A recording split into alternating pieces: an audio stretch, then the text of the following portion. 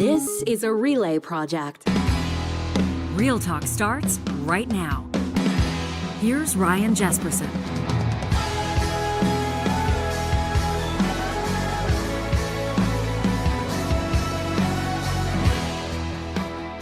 Well, it's happened. Alberta's Premier Danielle Smith has passed a bill, the Back to School Act, as she said she would, as the Education Minister Demetrius Nicolaitis said on this show that they would if the government deemed that the amount of time that teachers were on strike, that students were out of the classroom, would cause irreparable harm. That's when they would pull the trigger. And invoking the notwithstanding clause, I suppose that one was in limbo, that move. And in just a second, Dr. Duane Bratt's going to talk to us about the significance of that. But the government had made it loud and clear, its intention to end this teachers' strike right at the kickoff to the fall session down at the Alberta Legislature. And this was priority number one, the third reading of that Back to School Act passing, of course, with the United Conservative Party's majority government in the early hours of today, just hours before we're talking to you, with the intent of returning students and teachers to classrooms midweek by Wednesday. If you're listening to this show, of course, that's going to be the 29th of October. Now, of course, this is causing more than ripples, as you might expect. Public sector workers, labor unions across the province describing this, Gil McGowan did at the Alberta Federation of Labor, as an act of war, talking about the lack of good faith from their perspective in this move. You have to imagine that there are differing perspectives across the board from not just students in the province of Alberta, high school students, of course, probably in particular, that are keen to see their school year officially kick off, or not. Some of them may have been enjoying the past few weeks. And of course, for the parents, we've been dropping the numbers for perspective's sake. 750,000 students, 740,000 of them have been out of the classroom for 3 weeks. And obviously it's posed a challenge, not just for the development of their intellect, not just for the procession, if you will, or the progress of their school year, but of course for families that have been making sacrifices and making adjustments. Many of you have been telling us that. We've got a stack of emails we're going to get to today to talk at ryanjespersen.com, and we will be dropping in to our live chat powered by Park Power. We can see right now everybody is chiming in on this one, and we're expecting, I see Ms. KD lighting a fire under the group already. Thanks for your YouTube channel membership, Ms. KD. She says, crickets from the freedom crowd. If you're a big backer in the premise of freedom and what that represents, can you be a fan of government invoking the notwithstanding clause to order teachers back to work? We'll let that question percolate and get to what you have to say about this. Dr. Duane Bratt in just a second. This episode of Real Talk is happening with the presenting sponsorship of RapidX Financial. Real Talk, real Bitcoin. RapidX Financial gives you 3 easy ways to buy and sell crypto across Canada, online with Interac e-Transfer at our trusted ATMs across Canada, or fully guided over the counter if you'd rather talk to a human on the phone or even in person. Whether you're an individual just getting started, paying attention to what's happening with Bitcoin right now, or maybe a corporation that's growing its Bitcoin stash to preserve assets, RapidX is there with real local people ready to help at every single step. No bots, no hidden fees, just genuine support from a Canadian team that cares about your financial journey. Get crypto your way, anywhere, anytime, with RapidX Financial, made right here in Alberta. Let them help you get started today. You can check them out online at rapidxfinancial.com. Plain Power in the live chat says, freedom is not a thing to pursue in Alberta, only freedom that the royalty chooses to allow. Okay, M. Aitken says union leadership is meeting this morning. That's a fact. We love the inside tips, the digital version of the little brown envelopes that we're getting. Those of you that are keeping us in the loop, either off the record or on the record. This guy's on the record in our feature interview presented by Mercedes-Benz Edmonton West. You know him as one of the preeminent voices covering Alberta politics and, of course, steering the ship in the Department of Political Science at Mount Royal University down in Calgary. Looking sharp today, Dr. Duane Bratt. Did you put on a tie just for us? I always put on a tie for you, Ryan. Listen, you and I appreciate our text exchanges. You oftentimes help me understand some of the political nuance that's happening behind the scenes, both on and off the air. And I was corresponding with you yesterday. I said, invoking the notwithstanding clause, you said this is a big deal. Take us in at the high level right now, what you observed yesterday and where your head's at. First, I want to unpack what we saw yesterday, because there's multiple elements that existed in the Back to School Act. First one is it's a not just ordering the teachers back, but ordering a 4-year agreement and not binding arbitration. It's a legislated agreement, which is the same agreement that the teachers rejected with over 90%. So what the government is going, well, we negotiated, we came up with a tentative agreement. You guys voted overwhelmingly against it. Now we're going to go to the legislature and we're going to impose that same agreement on you. So I think that's the important thing to recognize. When we've seen other back to work legislation, federally, provincially, in other provinces, there usually is binding arbitration. This is not it. This is the imposing of a settlement. The second key thing here is the time allocation, where they ran through this bill in one day. The NDP opposition did try to put up roadblocks, and they forced votes on every motion. That created 15-minute delays. To tell you how long the voting took, is the bill didn't get passed until after the baseball game last night. So it was a long night. And then the third is using the notwithstanding clause. Now, rights are not absolute. The Constitution has several mechanisms to sort of balance rights with living in a democratic society. But the first one is Section 1. Section 1 is, we know that that this may violate charter rights, but we're going to do it anyway because the overall good, the greater good, is more important than this particular right. And if you think of something like check stops, which which violates some of our charter rights, but for a greater good of stopping drunk driving, and it's limited, right? Well, the government's not even pretending that this legislation can be saved under Section 1. So then we move into Section 33. So Section 33 is the notwithstanding clause, and it's like, well, notwithstanding that this is a direct charter violation and it cannot be saved under Section 1, we're going to do it anyway. Now, usually that occurs after a series of court cases.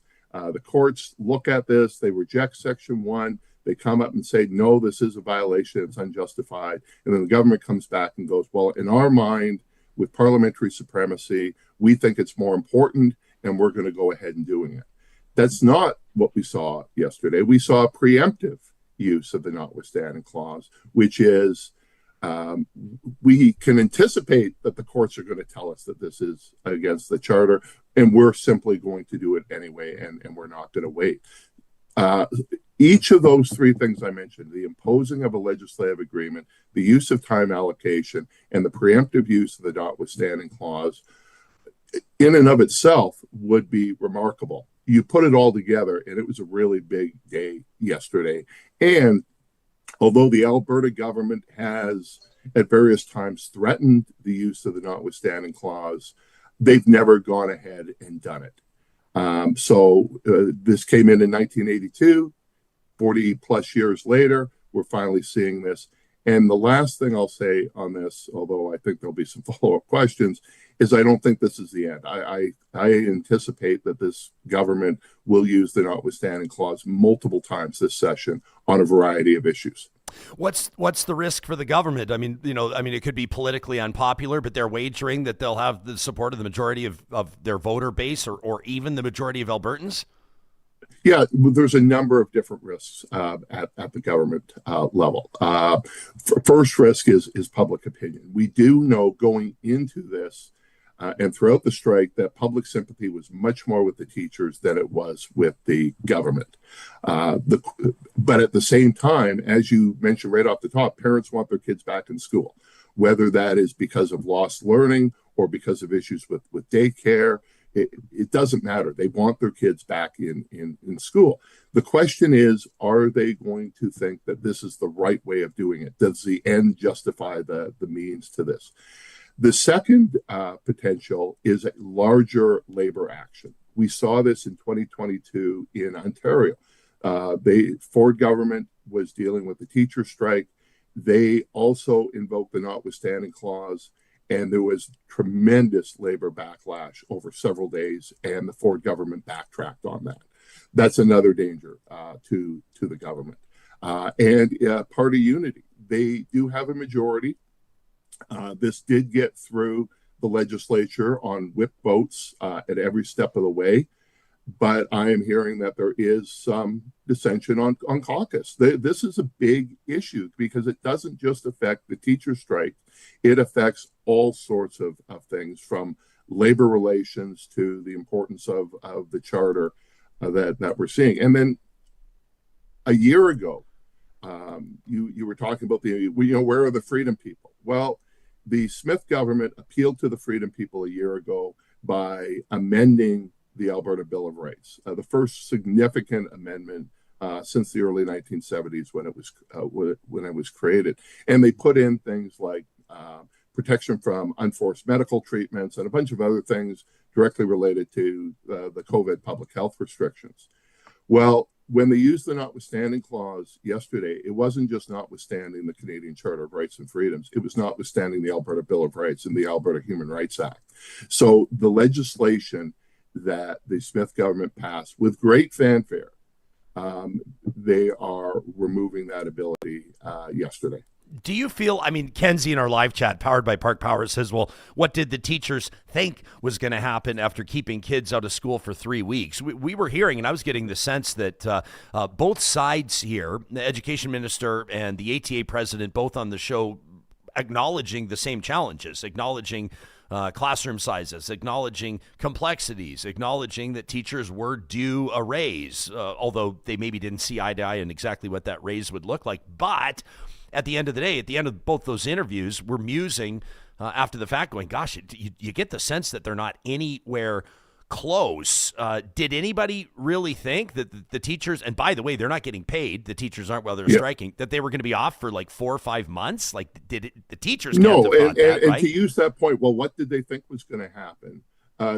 In that sense, what's the whole purpose of collective bargaining? Yeah. What's the reason for that is, well, if we go on strike, they're just going to order us back to work and unilaterally apply the agreement that we've rejected. No, because we hadn't seen that before. So it was tough to predict the future. And yes, I don't think the teachers didn't want to go on strike, but it is a last ditch effort. Who wants to go without pay for 3 weeks? Who wants, they're in there for the love of children. Who wants to get rid of that?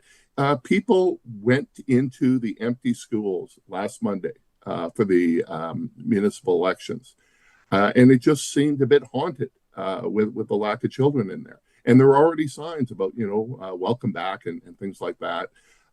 So that's kind of where we are on this. So the potential of a general strike, and I don't want to be dismissive and describe it as saber rattling, but that's what it is right now. But you're hearing from pretty high profile labor leaders, including Gil McGowan with the Alberta Federation of Labor, described what the UCP has just done as an act of war. And we're hearing from Real Talkers, in particular, public sector workers, union members that are saying, though their profession has absolutely nothing to do with teaching, they're prepared to strike in solidarity. Talk to us about the magnitude of such a move and what risks. As I said, this is not just ordering teachers back to work. This is saying we don't care about labor rights that are embedded in the Canadian Charter of Rights. That affects the entire labor movement, whether you're talking public sector or private sector. Now, we've used, as I said, governments have used back to work legislation many times. You can think about the Air Canada flight attendants. You can think of the port workers. Various times we've ordered back the post office and rail workers and on and on and on. But when those occur, when those back to work pieces occur, they don't then unilaterally impose a settlement on them. They continue the form of negotiation. That's not what's happening here. And that is a point I think that needs to be pounded home. So you could be with the firefighters union. You could be with the pipe fitters union. This affects you, because if they can do it to one group, why can't they do it to another group? What sort of a risk, like, I mean, if this were to go down, it would be obviously a mess for everybody, including the UCP. So you're talking about, like, you could have like firefighters and cops and nurses. Yeah, I mean, firefighters and cops are prevented as essential services from going on strike. But that does not limit their collective agreement. There's various things that they're going to have to do. You wonder how many, just on the teachers, before we get to the broader union movement, just on the teachers, there's a lot of extra work that they do outside the classroom, whether that is coaching sports, whether that is doing the drama club, whether that is helping children with their homework outside of class hours. How much of that activity is going to continue to occur because you have been forced back to work against your wishes? So we've got those issues at play. Then the question is, do we actually see larger action? You know, Gil McGowan's a firebrand, as we all know, and he is head of the Alberta Federation of Labor, which is the private sector sort of umbrella group, where you're dealing with lots of different organizations. Guy Smith was head of the AUPE. He was part of those meetings on Saturday. Then he lost his job. Now we have a new AUPE president. I haven't heard what their position is on this, but there's lots of different union members. But there's also a contingent within the UCP base that wants to abolish all unions. And the teachers in particular, they have a real problem with the ATA. And we saw last year at the UCP Policy Convention a number of resolutions that were passed to weaken the power of the ATA, including the possibility of decertifying them as a union to begin with. They've already stripped away certain powers. They've moved the pensions into AIMCO. They've removed the ability of the ATA to discipline its own members. A different system was set up. So the teachers union in particular has been targeted. And we can see this with some of the school choice beliefs of the government. I am a believer in school choice because I think children are different and their learning experiences are different. But there's others that believe school choice is important because they don't involve ATA membership. Yeah. I mean, Alberta, yeah, I guess how much time do you have? I asked you for like 15. We're burning it up. Do you have a hard out? I think you underestimated how big this story is. I don't know if I underestimated. I just want to make sure I'm not underestimating the demand on your time, because the further we dig into this, there's more to uncover. Like, if you're talking about this as a harbinger, as the canary in the coal mine, pretty big canary, I'll acknowledge. I am, because we have seen that in the mandate letters. And my next expectation is that they're going to be using it to protect their anti-transgender legislation, right? So now that they've opened the door for Section 33, this had not been used in Alberta in over 40 years, since its history, since it was imposed. Once you do that, it's easier to do it again and again. And then you tie that in with the mandate letters about using all constitutional means, which is code for the notwithstanding clause.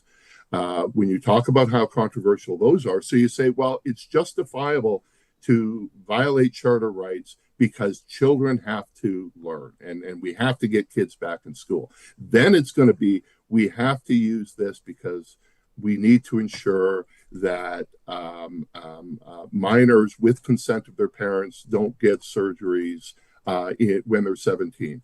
And we have to ensure that parents know if children want to use different pronouns at school. And we have to ensure that females don't play against trans male athletes at any age group in any sport, right? You can see where this is starting to go once they have opened the door. And I expect that we will see this because they've been telling us this.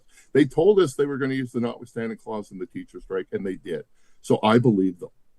Yeah, I see. Like, I think it was a couple of years ago, 2023, the premier had mused publicly about using the clause to protect the word she used, protect her government's parental rights and gender identity policies, not formally invoked yet, as you acknowledge. Jason Kenney's government attempted it, didn't they, in 2020 around Bill 202, which would allow the use of that clause to support parents' rights in education around LGBTQ plus issues, but it never passed. They've all backed away. They've threatened, but they backed away. Probably the most, the one time that it was invoked, it got ruled that they didn't actually have jurisdiction. That was over same-sex marriage. The Klein Ralph government Klein, said, no, we're going to invoke this. And they go, well, actually, marriage is a federal responsibility, so it is mute. They threatened to use it over the Breen decision back in the late 1990s. And Klein changed his mind, not because of so much opposition towards what he was doing. It was people who were congratulating him on what he was doing in such homophobic language that it chilled him to the bone, and he reversed course. So we've had governments threaten this. This is the first time we've actually seen it pass in law last night. Quebec has used it, has invoked it several times. Saskatchewan a couple of times, including 2018 around Catholic school funding. Ontario, Doug Ford's used it, including preemptively, Bill 28 back in 2022, forcing education support workers back to work, blocking their right to strike. It doesn't strike me as though, no pun intended, that Doug Ford paid a political price for that. I'm not trying to draw a direct line, but is the Premier... in the 2022 case, he backed away as well because of a threat of a general strike. Quebec, because they were left outside the Constitution in 1982, the PQ government used it on every piece of legislation until they were defeated in 1985. The sign law is probably the most contentious in 1988 that derailed the Meech Lake Accords, which involved having French as more prominent on business signs than English or Greek or any Italian or any other language. And then they've used it over religious symbols for public-facing employees like daycare workers and educational assistants to ban the use of hijabs. That is also going through the courts because actors are using it in different ways, which is why we've now had briefs, interveners. The Alberta government intervened in that case, saying there should be no restrictions on the use of the notwithstanding clause. So yes, this has been contentious. It is becoming more contentious because we went long periods of time where there may have only been one or two or three instances and everybody knew about them and they were big profile issues. Once you use it more and more, then I think it becomes easier to do and it becomes a problem and it becomes just another tool in the toolkit. Yeah, easier to do, I guess. And in a way, you could probably almost use the word normalized.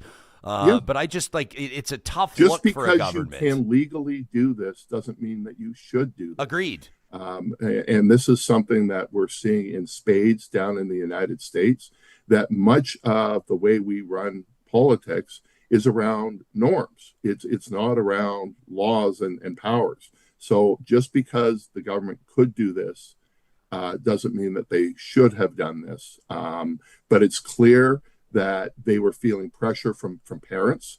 They felt that they were unwilling to accommodate the teachers' demands. The government is emphasizing the salaries and the salary increase. They're not talking enough about the complexity of the diversity in the classroom. And even in the legislation, it talks about, well, we'll form some sort of task force to look at this question, which was the same thing that they told the ATA in the initial bid that got rejected by the union members. Yeah, Dr. Duane Bratt, our guest, Mount Royal University, in our feature interview presented by Mercedes-Benz Edmonton West. I got the sense, and I'm not pretending like I was around the table. I wasn't, but we've received more emails on this than any other subject at any other time in the 5-year history of this show, like by a mile. It affects everybody. How much percentage of the population? Yeah, right? This isn't 50,000 teachers. This is 700,000 students. You throw in family members, you're talking over 1 million people. That's 20% of the population that are directly affected, let alone employees of parents who are now managing daycare. It affects grandparents. This is a big deal. This is province-wide, affecting a huge swath of the population. Yeah. Do you I'm curious to know. I got the sense from the, I mean, even the big demonstration that we saw, Duane, a couple of weeks ago outside our studio, which happened to also be outside the Edmonton Chamber's State of the Province address where the Premier was speaking. We were getting DMs on Instagram from teachers saying, "Can you hear us in there?" I was hosting it. I said, "Yeah, we can sure hear you." But I got the sense, generally speaking, that while teachers felt like they deserved a raise, and teachers did deserve a raise, they didn't have one for a long time. Inflation's been crazy. They should be paid among the best in Canada, I think, to mirror other salaries in the province of Alberta, a province of prosperity and opportunity. But I got the sense from the teachers that this was way more about class size caps, conditions in the classroom complexities, and probably a little bit of pushback as well around the library book stuff and other moves from the government that they felt were interference. But I don't know if the government has a leg to stand on pinning this all on salaries. I don't think that the teachers were out there demanding 30%. They're desperately trying to focus on salaries. I don't know if people will buy it. To Nate Porter, and that's not what this is about. This is about the challenge of the classroom. Yeah. And I just tell people, you may think you have an understanding of how the school system went because 35 years ago you were in elementary school and junior high. Try going into a classroom today, and you're dealing with special needs children. You're dealing with English as a second language. You're dealing with increasing class sizes. And the government has said, yes, we are committed to building many more schools. I remember that announcement, an $8 billion commitment. Well, those don't materialize instantaneously. And so you've got, portables being filled up. You've got sometimes having to share desks. Like there's a lot of challenges in those classrooms that teachers are dealing with. I think parents understand that. I think especially after the last 3 weeks, that this is actually quite hard. Now, there are people who dismiss teachers. Oh, they get the summer off and look at all the holidays and, they're done by 3. But I think most people understand that this is a difficult job. I teach, but I am not a teacher. I always make that clear. I teach in the classroom, but I'm dealing with adult students who are paying to be there, who want to be there, who have a certain skill level to get in there. I am not dealing with all comers at one time. I'm asking you to speculate here, Duane. So, this is your opinion, but I'm just curious to know, to me, triggering binding arbitration would be perfectly fine. And I think that the average middle of the road person, this is my opinion, the average middle of the road person would say, well, yeah, like we're not getting anywhere here and kids are getting screwed. And so whatever it takes, we'll put them around the table and there's binding arbitration. Happens in sports oftentimes, doesn't seem like fans bat an eye. That's the way that it goes. They don't fall out of love with the player. They typically don't fall out of love with the team. Imposing an agreement, to me, it's just kind of, if there was another level, it really is. Yeah. And I'm not the lawyer here, so keep that in mind. If they had imposed binding arbitration, I doubt that they would have needed Section 33 to go with it, right? So we're conflating a lot of things, and it's going to be very interesting to see in the days to come which messages get out and which messages don't. Who are the heroes? Who are the villains? Is this about, geez, we got the kids back in school? Well, at what cost?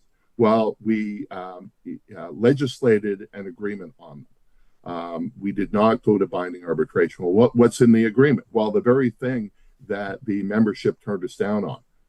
Okay, we're giving them a salary. Okay, what about the classroom stuff? Well, we're going to have a task force on that, and we'll get back to you on that. We promised to hire teachers. It may be tough to hire teachers after this. So it really is, how is this going to play itself out in the public mind? So as I said, we know from public polling that sympathy was with the teachers, but they also wanted them back in school. So does the government get credit for getting the kids back in school, or does the government get blamed for how they're going about doing it by imposing an agreement that had been previously rejected? And for those who are trying to divide the teachers and the ATA, saying, "Oh, I love the teachers. I love my grade 3 teacher. It's those damn union guys that are the problem." The union put this to a vote, put this to multiple votes, and they've all been turned down. So this is not just the union membership. And I think we need to put this, if you go away from salary and just go away from the money issues. So salaries, class sizes, diversity, number of schools, it has been almost a systematic attack on teachers by an element within the United Conservative Party. So stuff about them grooming children to be gay, grooming them to be about transgender, grooming them to be ideological, putting pornography in the hands of grade 2 students. That has been going on for a while, and don't think that is not at play here as well. Duane, I'm curious, when you talked about caucus unity, and there's sort of a number of different ways that could play out. A caucus that's not seeing collectively eye to eye. Number one, you could see a faction kind of break off within the party and start to pressure the premier.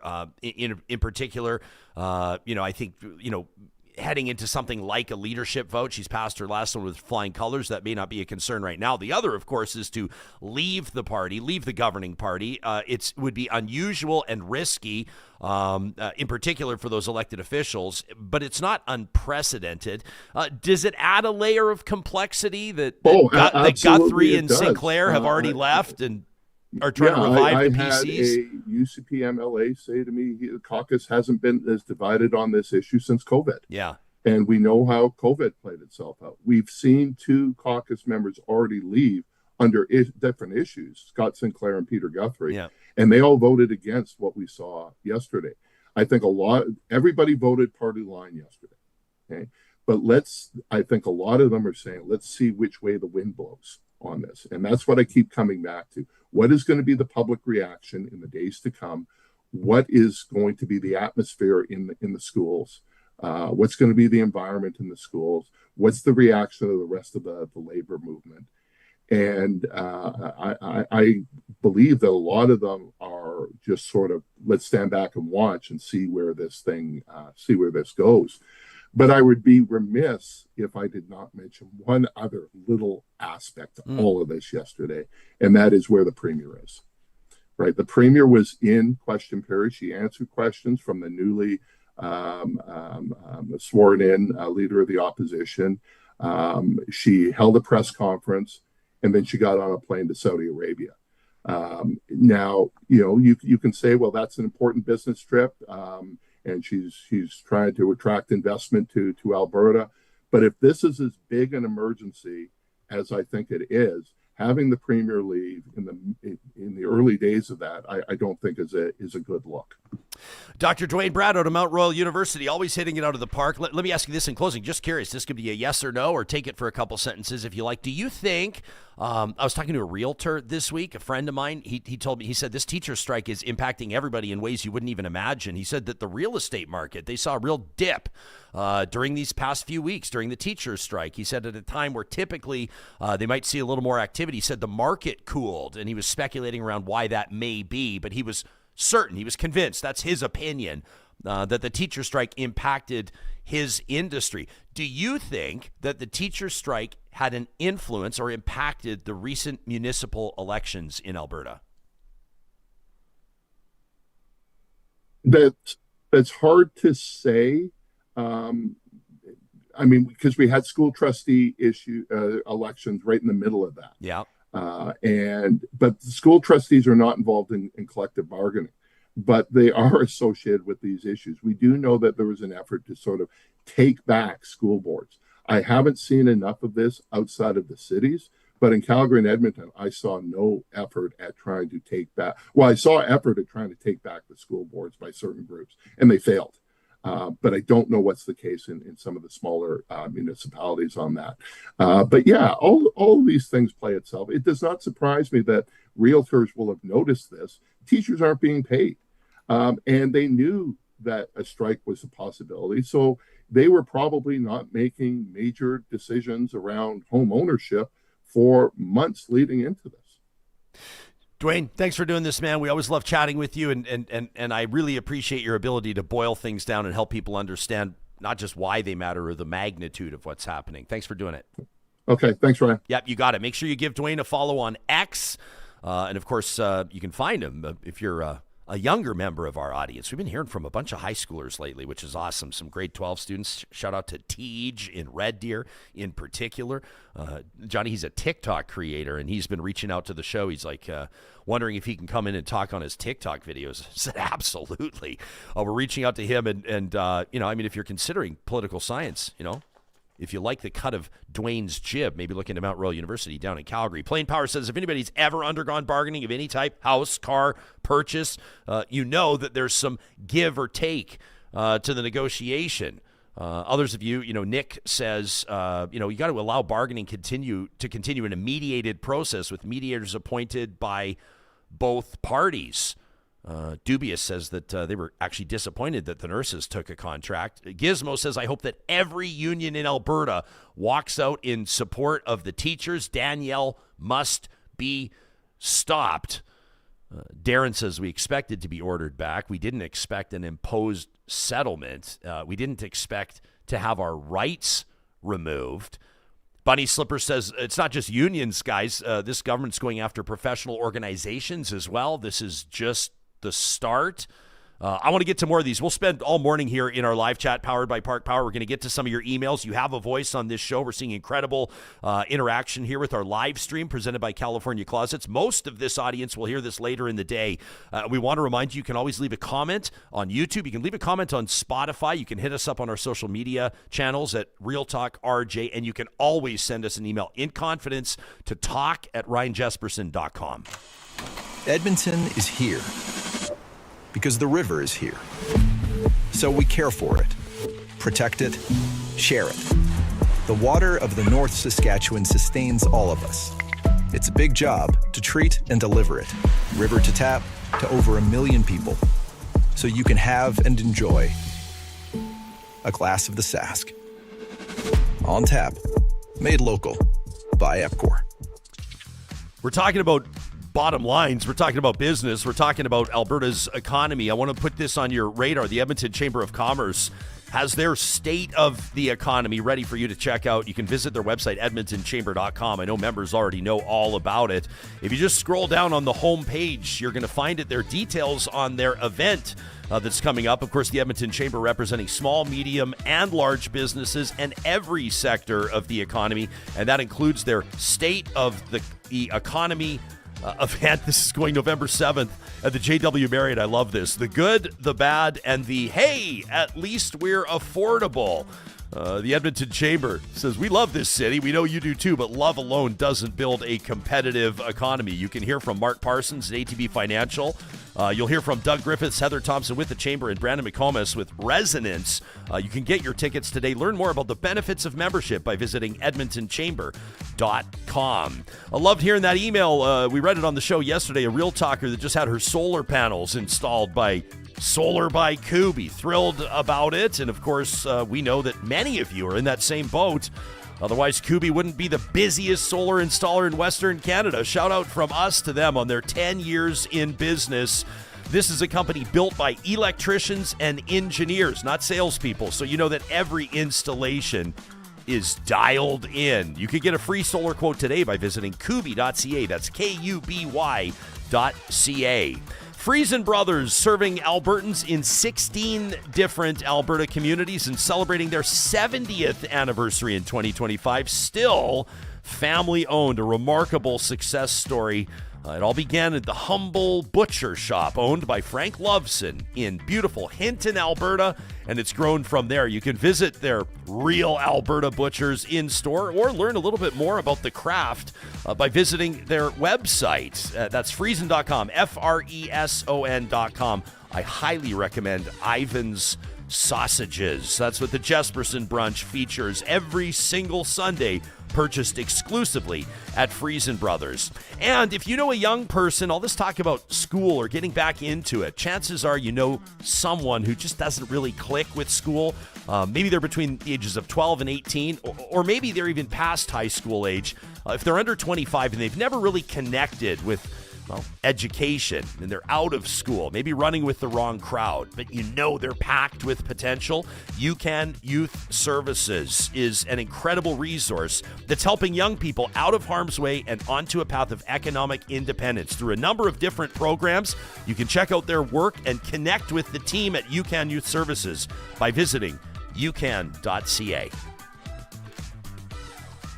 Johnny, we've got a ton of emails, as mentioned. I want to get to as many as I can. We just received this one from Darren after the decision was after everything went down, basically, at the Alberta legislature. Darren says, Jespo, teachers are being legislated back to work after the government imposed the exact deal that was rejected twice by teachers who voted 90% in favor of a strike because the conditions we've been facing under this government are unsustainable. Says we've all heard about the class sizes, the complexity, the lack of wage growth by now. So I'll move on to the more pressing issue. Darren says they decided to invoke the notwithstanding clause rather than consider any of the concerns or solutions put forth by teachers. The notwithstanding clause removes charter rights, as Duane just got into. Says this was considered a better solution to them than meeting teachers in the middle or having any conversations with us involving an increase in funding, which remains, by the way, the lowest per student in Canada after this deal. He says nobody in Alberta should support the removal of charter rights. Removing rights for any Albertans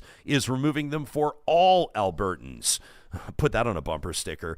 Removing the rights for any Albertans is removing them for all Albertans if we let this stand. Darren says this is a huge step toward authoritarianism. This is not hyperbole. This is the nuclear option. I'm inclined to agree with him. He says there's a reason it's almost never used, and when governments have attempted it in the past, there has been a huge response from the public. Darren says we need a huge response to this right now. Taking away rights should be a last resort. It should be extremely temporary, and the government should have to clearly articulate the need and face an inquiry after the fact. He says leaving the use of this clause unchecked is giving up on democracy. Darren says, I hope we're actually as strong and free in this province as we've been led to believe. He says it's up to all Albertans to decide. I like that he's putting that in front of everybody. There's a few things, and I'm not surprised that the government invokes the notwithstanding clause here because they talked about doing it. They mused about doing it. But the idea of it imposing an agreement, like I was saying to Duane, just the look of it, I recognize that there's probably, the government probably feels like it's got some leeway here. It's got a bit of a longer leash than it might in this circumstance because you're talking about, ostensibly hundreds of thousands of families that are looking to get their students back in school. I think most parents care a great deal about the well-being, not just of their kids, but about the teachers. And we see that all the time, like the old school idea of bringing an apple to your teacher. But how many families give a little Christmas gift to the teacher, or maybe something at the beginning of the year, or a thank you at the end of the year? The families remember. I think I could go from preschool all the way up to grade 12 and name my homeroom teacher, at least all the way through junior high. You remember them. They stick with you, and families care about the well-being of the teacher. And maybe even partly because it's a bit selfish, and the teacher's well-being translates into the well-being of the classroom, and an effective learning environment, an empowering learning environment. But maybe the government feels like it can move a little bit more freely on this one because it is families looking to get their kids back in class. There'll be less pushback on that. Yeah, of course. I just think it's sad when we know there's other options, and you've talked about those today. And I mean, outside of that, I mean, this is kind of a long list of things that are not going well here for the Premier and the team ever since they came in power. And that's not me being someone who's against the UCP or anything. But if you just look at the list, from the AHS scandal to the breaking up of AHS, which was supposed to help healthcare, but I don't know if you've been to a doctor lately. I had an appointment on Sunday and it got rescheduled. Did it? Oh yeah. Nothing has gotten better there. And then of course everything with the teacher strike and the Alberta Next panels, which kind of went off the rails as well. This is just, I don't know if this was the right step to take. And we have some chatters today. We've got over 500 people on YouTube right now chatting about it. And there's people on both sides. There's some people saying there's a silent majority that are thank God kids are going back to school. I agree with that. I don't think that's a silent majority. I think we're all happy kids are going back to school. You and I both knew once we get to 4 weeks, 5 weeks, 6 weeks, people's education is going to start to, take a hit. And we understood that, especially if you're in grade 12. I heard kids on the radio yesterday talking about how they're scared to death, making up credits and trying to these tests coming up in November and January that you were talking about. But I just feel like this could have been done another way. And now what does this mean? That like you can feel how you want about unions or not, but does this mean unions have? What's the point of them? Well, yeah. Well, it depends who you ask, right? Because they're seen, mute. And you're right. Like I saw Greg earlier in the chat. I've been trying to keep up with the chat. You guys are incredible. Greg in there said, "Well, the union leaders need their yachts too." And somebody else made a comment, which I thought was a fair comment, and they said that unions definitely. I'm paraphrasing. Said unions definitely do serve a purpose, but when unions get overtly political, then it's time to push back. I would say that while there is definitely, like undeniably, a very tense relationship between Alberta's public school teachers, like the Alberta Teachers Association, and the Alberta government, in this case, Danielle Smith's United Conservative Party, I didn't get the sense, like when Jason Schilling, the president's on here talking to us at the outset of this, you didn't get the sense that this was like completely politically driven. I don't think it was like if you say like the majority of teachers, if there was an election, a provincial election right now, I think very few teachers would be voting for United Conservative candidates. That's probably fair to say. Yeah. That's probably the least gutsy thing that I'll say all day today. Yeah. But I didn't get the sense that the teachers' public presentation and how they were presenting their offer and their public communication was like overtly political. They're opposing the premier. We saw, the premier, in effigy outside, and we saw like a lot of the placard signs were quite critical of Danielle Smith. Obviously, they're on strike. She's the premier. What do you expect? Yeah. But I didn't think. I thought that the ATA through this has been credible. Yeah. I didn't get the sense that it was like you guys, we all have that one friend that's like blinded, like whether they lean way left or they lean way right, you just go, I can't even talk to you because you've drank so much of the Kool-Aid. You don't even make sense. You can't even evaluate things. I wouldn't characterize the teachers as that. No, but you do get a sense when you think of a teacher that they may be a little more liberal than other, careers. I get that. But like this is crossing party lines. I think we all know that when it comes to kids' education, when it comes to like the Forever Canada, they're handing in their signatures today. I heard Thomas Lukazik. That's right. On the radio today. He didn't say the number, but he said he slept like a baby and he's very confident. So obviously they got 300,000 people to sign. Like that crosses party lines as well, right? For sure. You've got people right now who are concerned with kids' education, who are concerned with Alberta separatists, who may have voted for the UCP and don't like any of this right now. Absolutely, including the Freedom crowd. Like, who was it? One of you said, where's the Don't Tread on Me crowd? Like, where are they? Gizmo says this is brutal, and I hope that unions step up because it's teachers today, but it could be them tomorrow. I'll let you know. We have asks out, a little peek behind the curtain, guys. We have asks out with some pretty high-profile labor leaders, and right now they're all turning down interviews in this time slot as we're doing it live because they're all meeting right now. So things are happening behind the scenes for sure. Chantel says our coward of a premier isn't even here to see a general strike, let alone to see her own shitty bill pass. Pat Pat says, a task force. That's exactly what we need. Nobody believes that a government task force is going to turn up anything. Ken K says the UCP's, always been turning the conversation to salaries to make the teachers appear greedy to the general public, but wages have never been the main concern. And Ken, I totally agree with you. Wise Kyle says, as somebody who graduated not that long ago, Kyle's in his early 20s, he let us know. He says, compared to many in the chat, he says, Dr. Bratt doesn't know that teachers are just whiny adult children. Maybe Kyle's still working some things out with a high school teacher that wasn't very kind to him.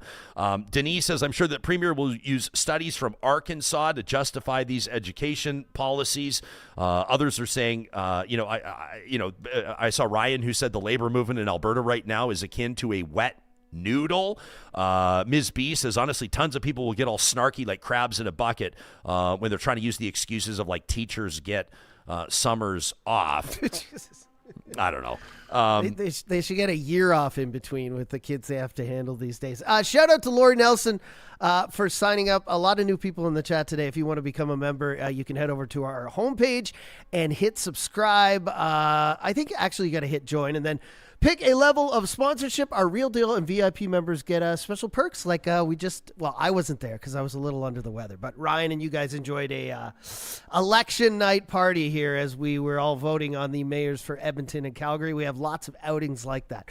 And a shout out to the Druid who's doing some construction below us, even though they said they wouldn't continue to do it. Let's stop giving them free advertising. They fuck us by doing the construction, and then we give them free advertising. No. They're drilling. Alberta Girl says most parents can't spend a day teaching their own kids without daydreaming, so parents should be on the side of teachers, not this heavy-handed government. What about that? Jill says, guys, that the notwithstanding clause was like 100% the nuclear option. They knew teachers would have gotten some classroom complexity addressed in binding arbitration. And Buston says you got to put pressure on UCP MLAs. They're cracking. Says question period vibes were way off. But this is the point I don't understand. I mean, it must come down to dollars and cents, because I don't understand why that's the one thing the UCP won't negotiate with the teachers.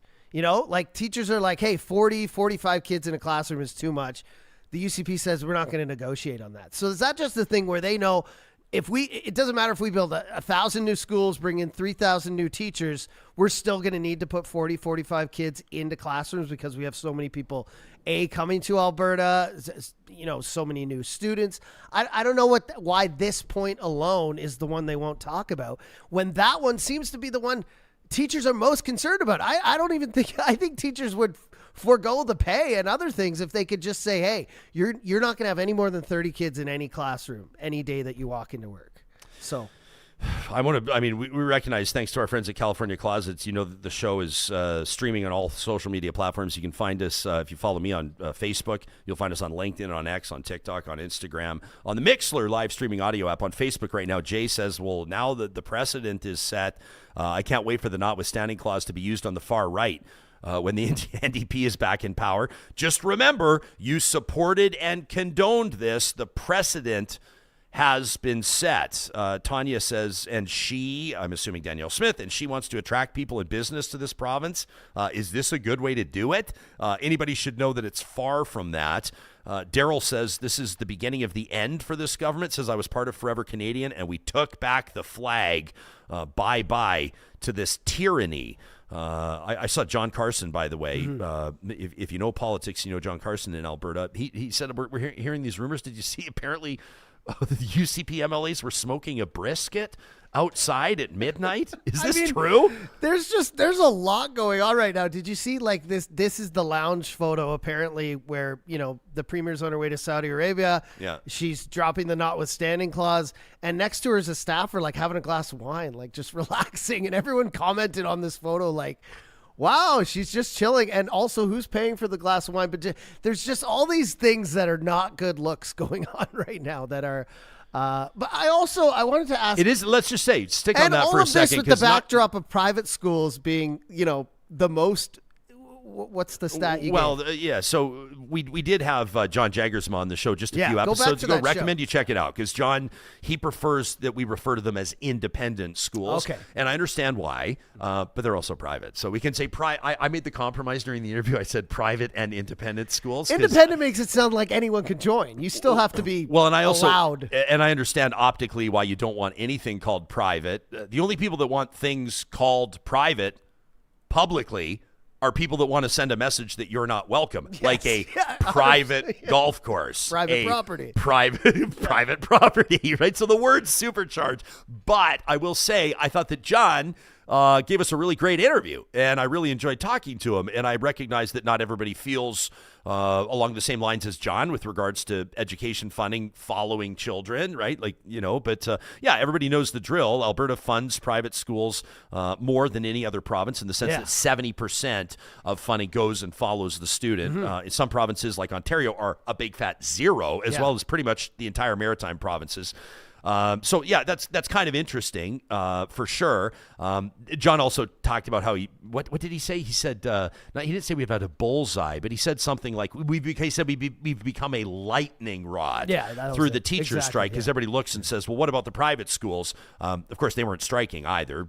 Students at private and independent schools have been in class this entire time. One of you, I apologize, I lost your name because the live chat is humming right now. Powered by Park Power. Good time to let you know, by the way, exclusive discounts on internet, electricity, and natural gas if you go to parkpower.ca/realtalk. One of you said, Ralph Klein started this war against the teachers, and Danielle Smith is endeavoring to finish it. We also got a comment here from Liam, which I thought was a good one, and it's a bit of a gut punch. That a good comment doesn't necessarily make you feel good, but Liam says, yeah, maybe tough to hire teachers. He says, yeah, like we're already bleeding teachers, and we've had open, unfilled positions across the province. Who's going to come to Alberta to teach now?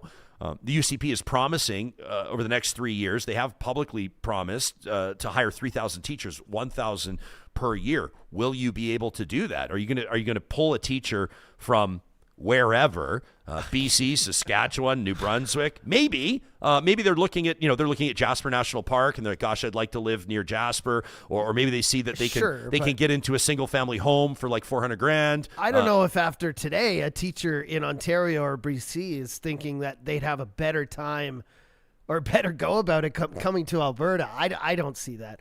Also, like 3,000 teachers, I know that sounds like a lot, but when we're building X amount of new schools and then those teachers are being hired, I wonder if that even makes a difference. You know what I mean? And then years down the road, as we're talking about population increase and this call to Alberta and everyone coming here, I just don't know if these numbers add up to less stress on the system or just enough to cope. Yeah, we're hearing from, people from all different positions, right? Like I hate reading this from Elias, who says, I don't have to encourage my kids to leave the province. Their heads are already there. Did you want to show this? Well, it's so interesting comment? because you have Alberta is like the fastest growing province population-wise in the country. And Edmonton and Calgary, two of the 5 fastest growing cities in the country. And at the same time, you look into, a live chat like this, or you look at where public discourse is at, or if you go on social media, which is an absolute tire fire right now. And I'm not being critical of what people are posting. People are just very passionate. People are upset about this. And also a lot of people are relieved that kids are going back to the class. And I think that, probably the people, I think that it was an intuitive comment in our live chat. People that are just happy their kids are going back to class aren't going to be crowing about that publicly, because I think it comes across, or you risk coming across as though you don't stand with the teachers. But if you give somebody an ultimatum, the guns to their head, and you say, would you choose the teachers getting exactly what they want in the deal, or would you choose your kids getting back to class? Honestly, most people are going to say, I need to get my kids back in class. I was talking to a mother yesterday, and she was like, I am 100% on the teacher's side, but if my kids are home for another 2 weeks, like mentally, I'm already exhausted. She works nights as a nurse, and during the day she's taking care of her kids when she gets off night shift. And then, I get it. Everyone wants that. But we talked about this before. Like, I'm not saying teachers are going to go back to if we don't have a general strike and they go back and everything, gets back into order. I'm not saying they're going to sabotage children's education. That's the exact opposite of why you get into a position as a teacher. You want to help children. But also, it's not going to be a fun environment going back to work, like you said, with a gun to your head. I'm not saying they're not going to do their job to the fullest, but people are not going to be happy day to day. This is not going to be, and like Duane said, like these empty ghost schools that people walked in to vote in, I just don't see them turning back into like lively, vibrant places for kids to learn. Although if I know anything, away, I think it's going to be weird. I 100% agree with you, although I also know that teachers will dig deep for their kids, and they'll put on a brave face, and they will welcome them back. I agree. And a bunch of you, I think we have 15 emails this morning just asking us to ask Real Talkers to send their kids to school wearing red tomorrow. If you want to do something to show support to the teachers, you could put your kids wearing red tomorrow. Folks are talking about recall petitions, one that is out against the education minister, Dimitrios Nikolaitis.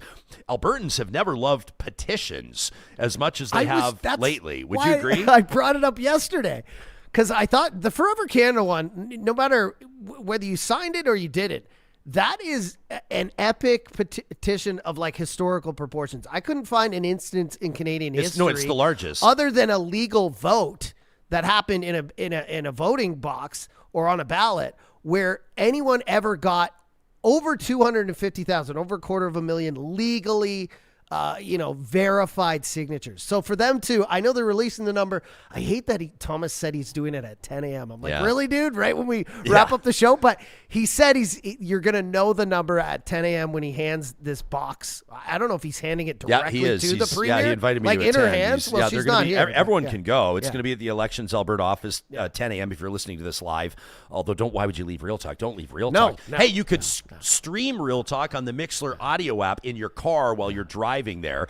Nia says, I can't help but wonder if the whole plan by the government is a general union bust. That's what Duane says. Says it could be the trades, oil and gas workers next. If our entire economy relies on oil and gas, those workers could be next. Just a thought. That is a bleak thought to think that it's just to blow up unions. What about this from Tracy, who says, the day before the strike, parents in my daughter-in-law's class gave her grocery and gas gift cards.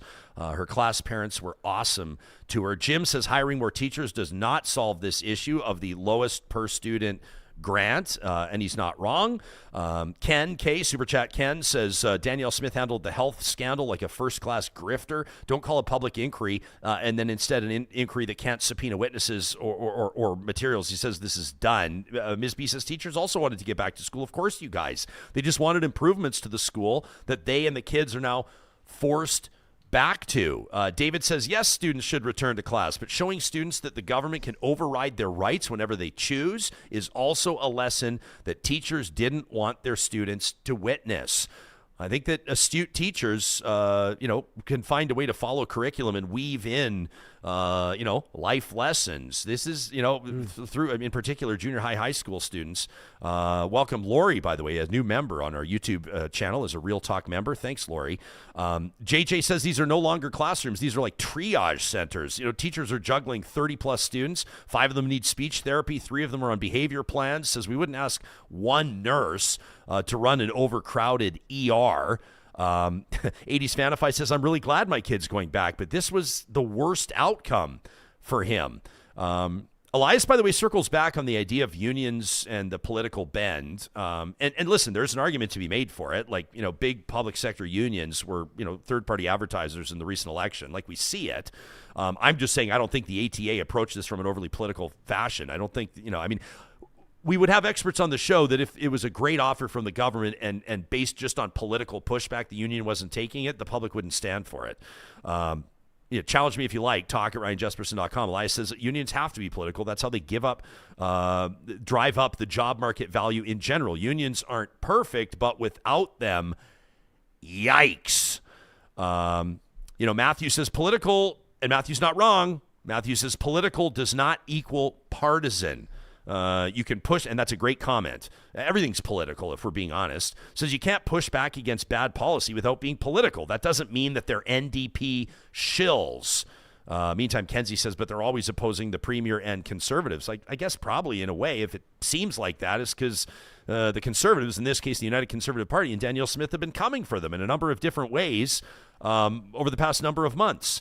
Alicia says we want our kids back in school. Our kids want to be there, but we also want more than, we have more concerns about what they're going back to without any of the pressing issues actually being addressed. Like, both things can be true. Explorer Hollis says, if you're conservative, last night was a gut punch. Search up the Alberta Party, says Explorer Hollis. Oh, man, I wish I could get on board with you there, buddy. Says, search up the Alberta Party and get involved. Says there are more than 2 options between batshit crazy and strongly worded letter Karens. That from Explorer Hollis. I saw somebody with a bit of a scathing analysis of Naheed Nenshie's performance last night. Where was it? One of you said that basically he kind of dropped it. This was Cliff, who said, leader of the official opposition, Naheed Nenshie had a poor showing in his first QP. He says he was hand slapped by the speaker, choosing personal attacks instead of policy attacks. He was out-debated. Cliff says, I'm sure he'll get better the more he does it. Yeah, there will be a bit of probably a what do you want to call it? What's the opposite of a honeymoon phase? A rough patch? What do they call it? Like the sophomore slump? I believe it's year 8 of a marriage. That's the one that where shit. You got to decide: is this in my best interest? You know. I hope he's not there yet.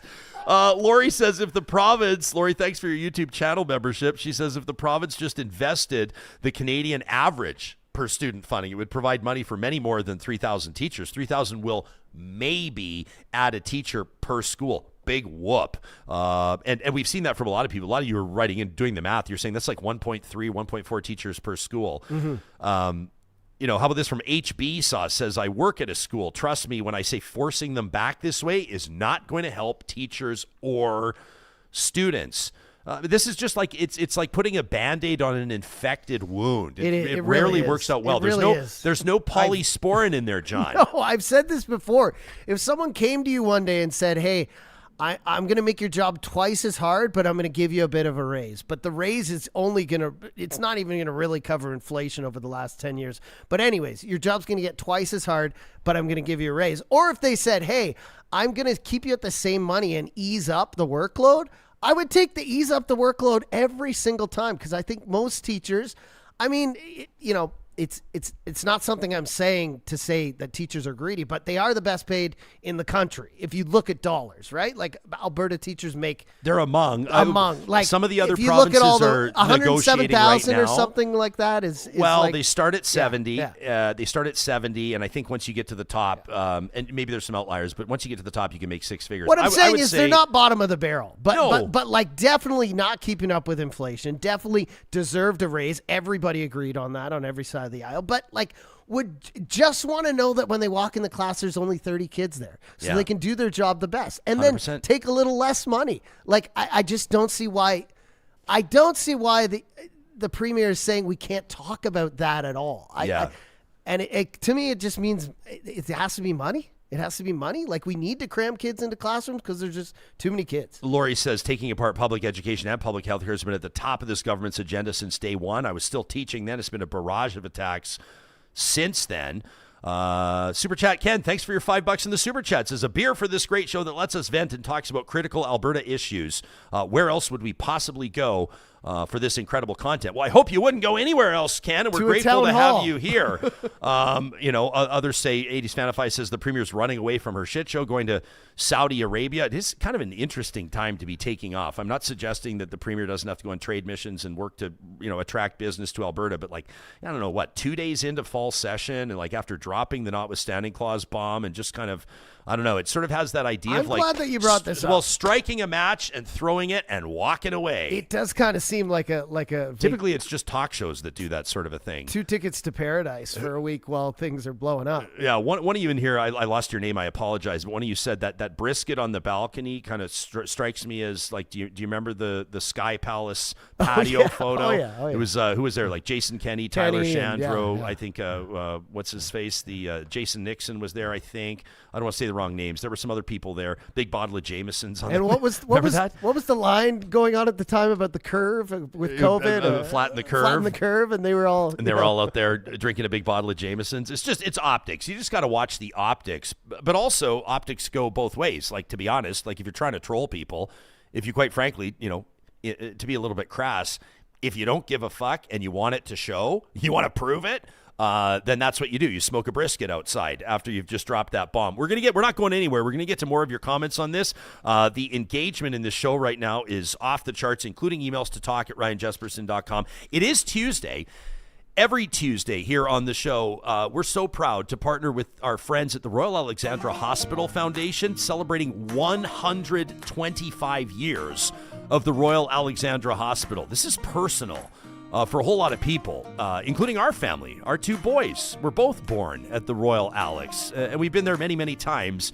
Those walls, the echoes of the Alex, are what we celebrate and feature here on the show. And this week in the spotlight, we're celebrating Maddie and Wyatt. If you're watching us on YouTube, look at those little cuties in their cap and gown. Now, maybe that's the kindergarten grad, Johnny. I don't know. But, when your child is struggling, parents, there's nothing harder than feeling like you can't fix it. And Ashley knows that feeling all too well.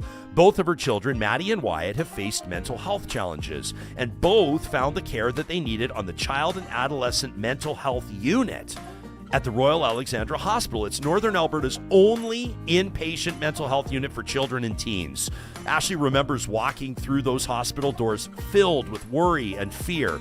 But inside that unit, she found compassion and understanding, and a team who didn't just care for her kids, they cared for her, their mom, too.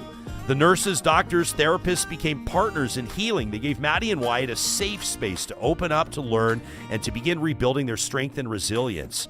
Ashley says, they didn't just save my kids' lives, they gave us our family back.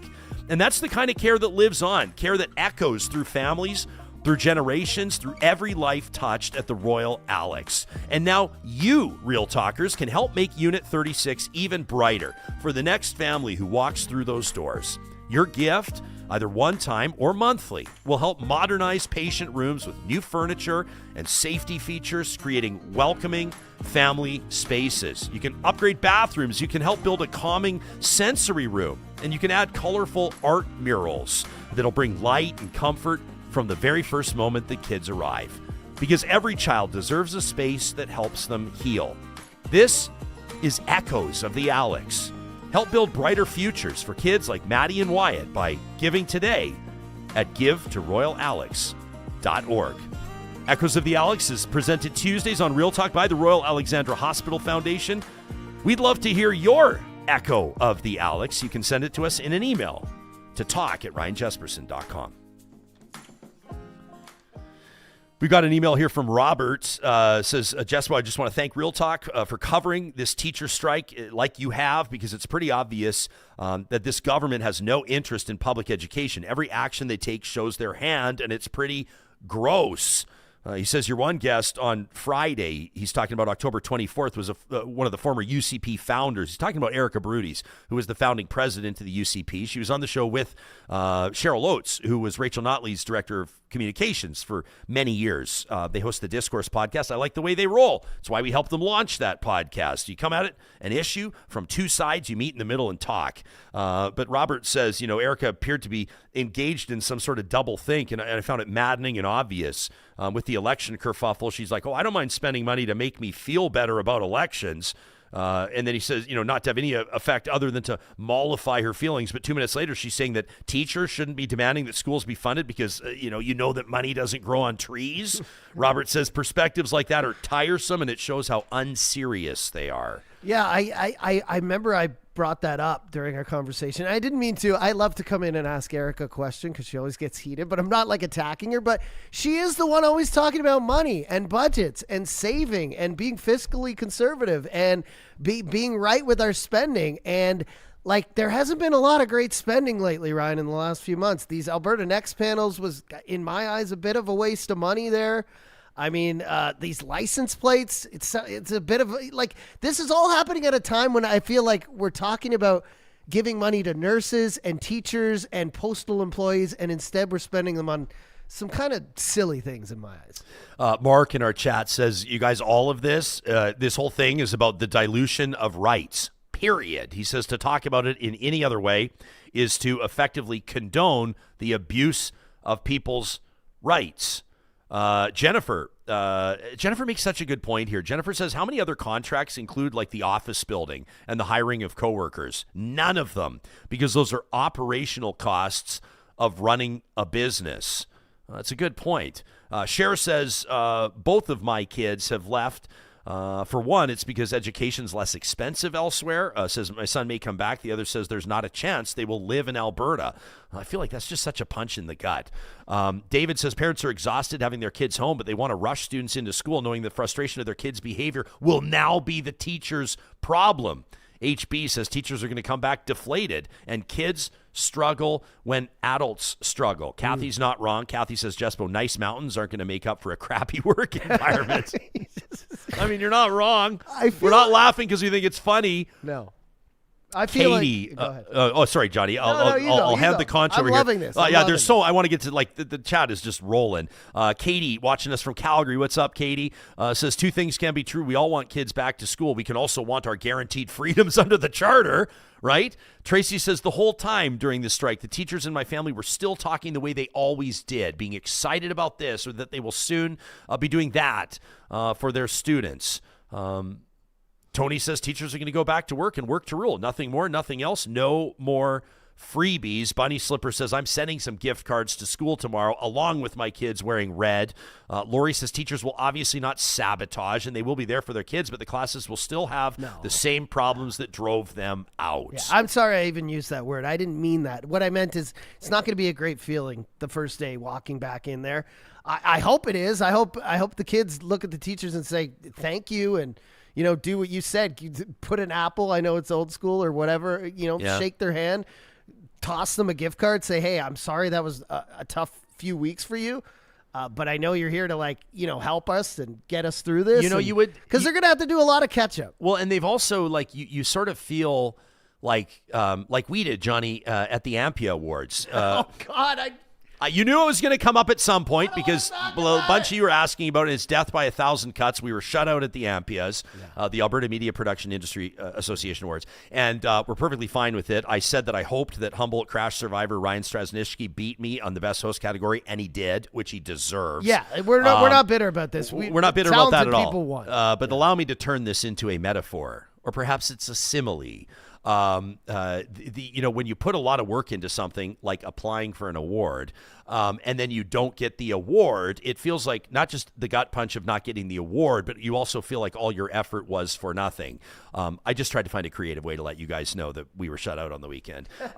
But for the teachers, I would imagine it's probably also going to be a bit demoralizing when you strike for 3 weeks, and then at the end of the day, the deal you wind up with is like, I want to say worst case scenario, but it's not exactly like you don't feel like, hey, listen, we rolled up our sleeves, and we all hammered out a deal that works for everybody. That's not the case here. Ken K, thanks for your $10 in the super chat. Sure, appreciate it. Ken says Alberta is calling, and then honestly, Ken, you wouldn't believe it. Ironically, your comment just disappeared because this I can only rewind to a certain degree. Well, speaking of Alberta is calling, what I was going to say earlier before you kept reading the comments was I feel like we should have a new Albertans roundtable in here. Like people who have moved here in the last 6 to 12 months. They came here because of the Alberta calling, advertisements. Maybe they're from Toronto. Maybe they're from Vancouver. They wanted a little bit more affordable life here. They saw some opportunity. They came here. They got situated. They put their kids in school. They got a job, etc. And then what's been happening the last few months? How do you feel about, your kids being pushed out of school? How do you feel about the wait times in our healthcare system compared to Toronto and Vancouver, which are bigger populations, but from the outside look like their healthcare systems are working a little better than ours?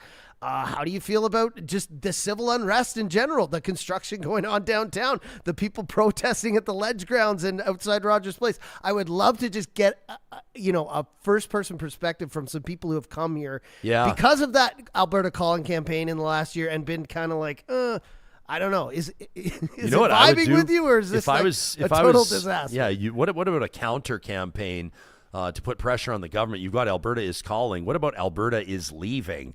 It works on a number of different levels. You've got kind of the separatist thing here. I like the idea of a roundtable of new Albertans. I also like the idea of a roundtable of 3 people who have left or are leaving. What about that? Well, there's That'd 3. be interesting too. Alberta is calling. Alberta is leaving. And now it seems like there's also Alberta is closed, you know what I mean? We don't have enough houses. We don't have enough teachers. We don't have enough healthcare, professionals. Yeah. It's like a more polite take on the F off we're full bumper sticker. Lorraine says if the province had bargained in good faith, they wouldn't need to go down this path. Mindy says this was the UCP's plan this entire time. What about this one? Audience member says the triage center analogy says that was really astute, especially in junior high and elementary grade levels. We have kids with issues from speech delays to toileting, and teachers and staff have to deal with it. Which is fair enough. Jason says teachers got spanked.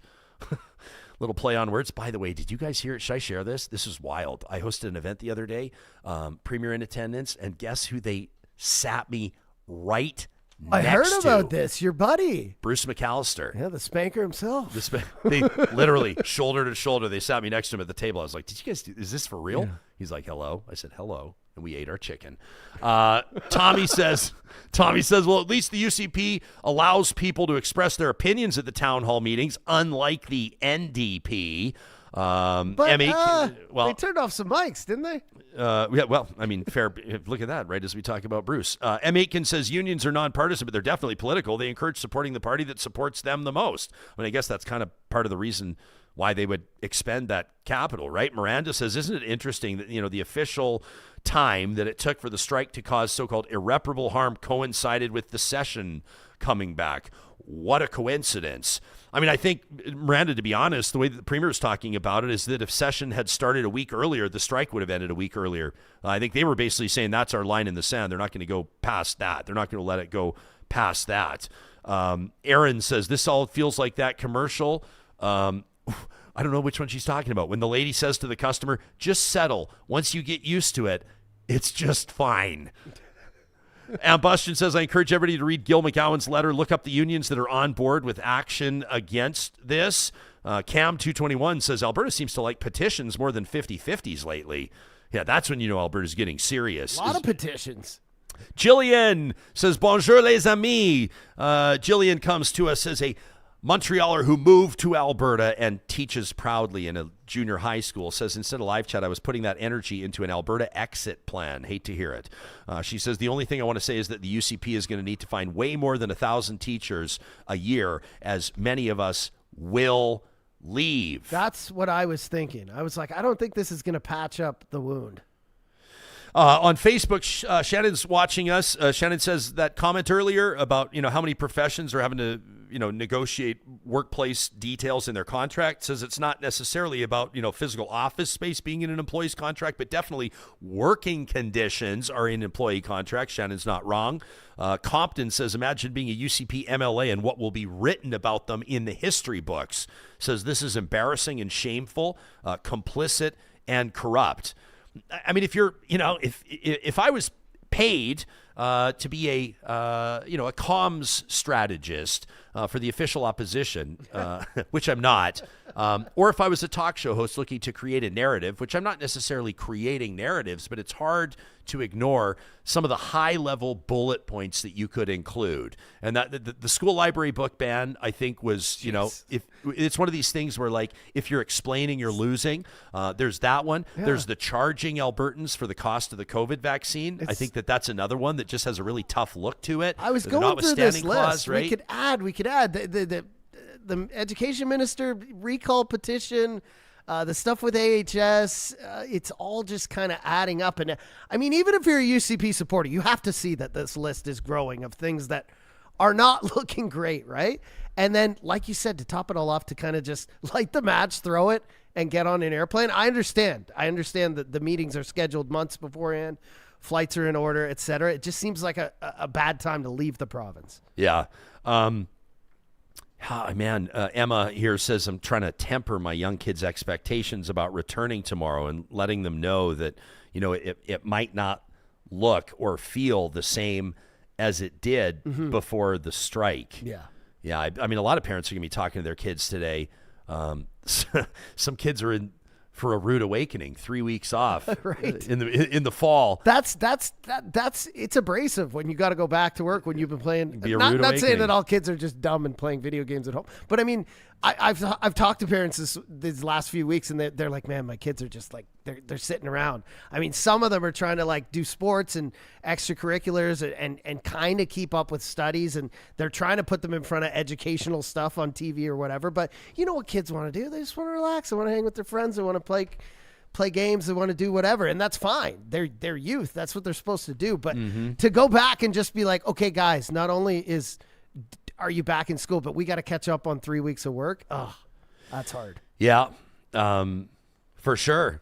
Yeah, some of you are, you're focusing on all different angles on this one. Some of you are talking about, attracting new talent to Alberta and cost of living here. Daniel says the Alberta advantage is fading away because the salaries are not following inflation, and Alberta will soon have the lowest hourly salary wage in Canada. I think Daniel's probably referring to Alberta's minimum wage. Yeah. Which you're right. It is among the lowest. I mean, isn't it wild to think? I mean, Rachel Notley doubled. And we were minimum complaining wage. about it back then, and now it's bottom of the barrel. That's crazy. But yeah, I would. Somebody's saying, don't talk about the shows, do the shows. Well, we just came up with it now, but we do need to get some new Albertans on and just kind of say, hey, how's your year been? Yeah. How has everything been going here? Has it been tumultuous or has it been great? I don't know. Maybe it has been great for somebody who comes from somewhere that's, like Vancouver, where you're getting pushed out of real estate and you can't afford a home. And you know what I mean? The school is, getting a kid into a good school there is hard as well, I'm sure. But Alberta, we also have low taxes, 5%, no PST. I get it. There's other things that still make Alberta a place to come for an advantage. I know that. Yeah, absolutely. The conversation continues here in our chat, and I want to get to more of what you have to say. Anubius says we waste money on so many things, but funding healthcare and education is a step too far. Yeah. Please explain this because it's confusing. Yeah,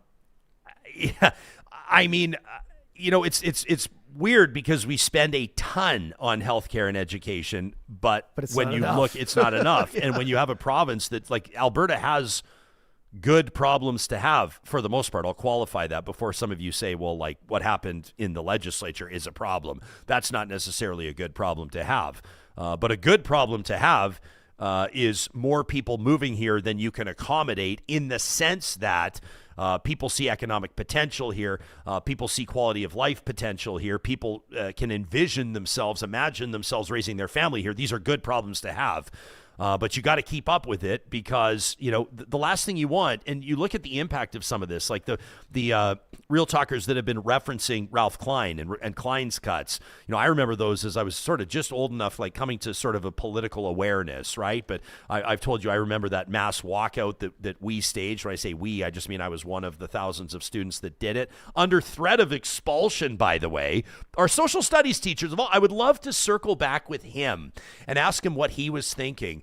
I was sitting it was grade 11, so that would have meant it was 92, 93. No, 93, 94 at some point. I'm old, guys. But so around that era, and I remember the strike, I think was, the walkout was slated, Johnny, for 11 a.m., let's say. And students all across the city were planning on walking out of their high schools and walking down to City Hall or the McDougall Center maybe, and that's what we did. Yeah. And I remember our social studies teacher basically laying down the law and saying, if any of you walk out, there's the potential that you could be suspended or even expelled.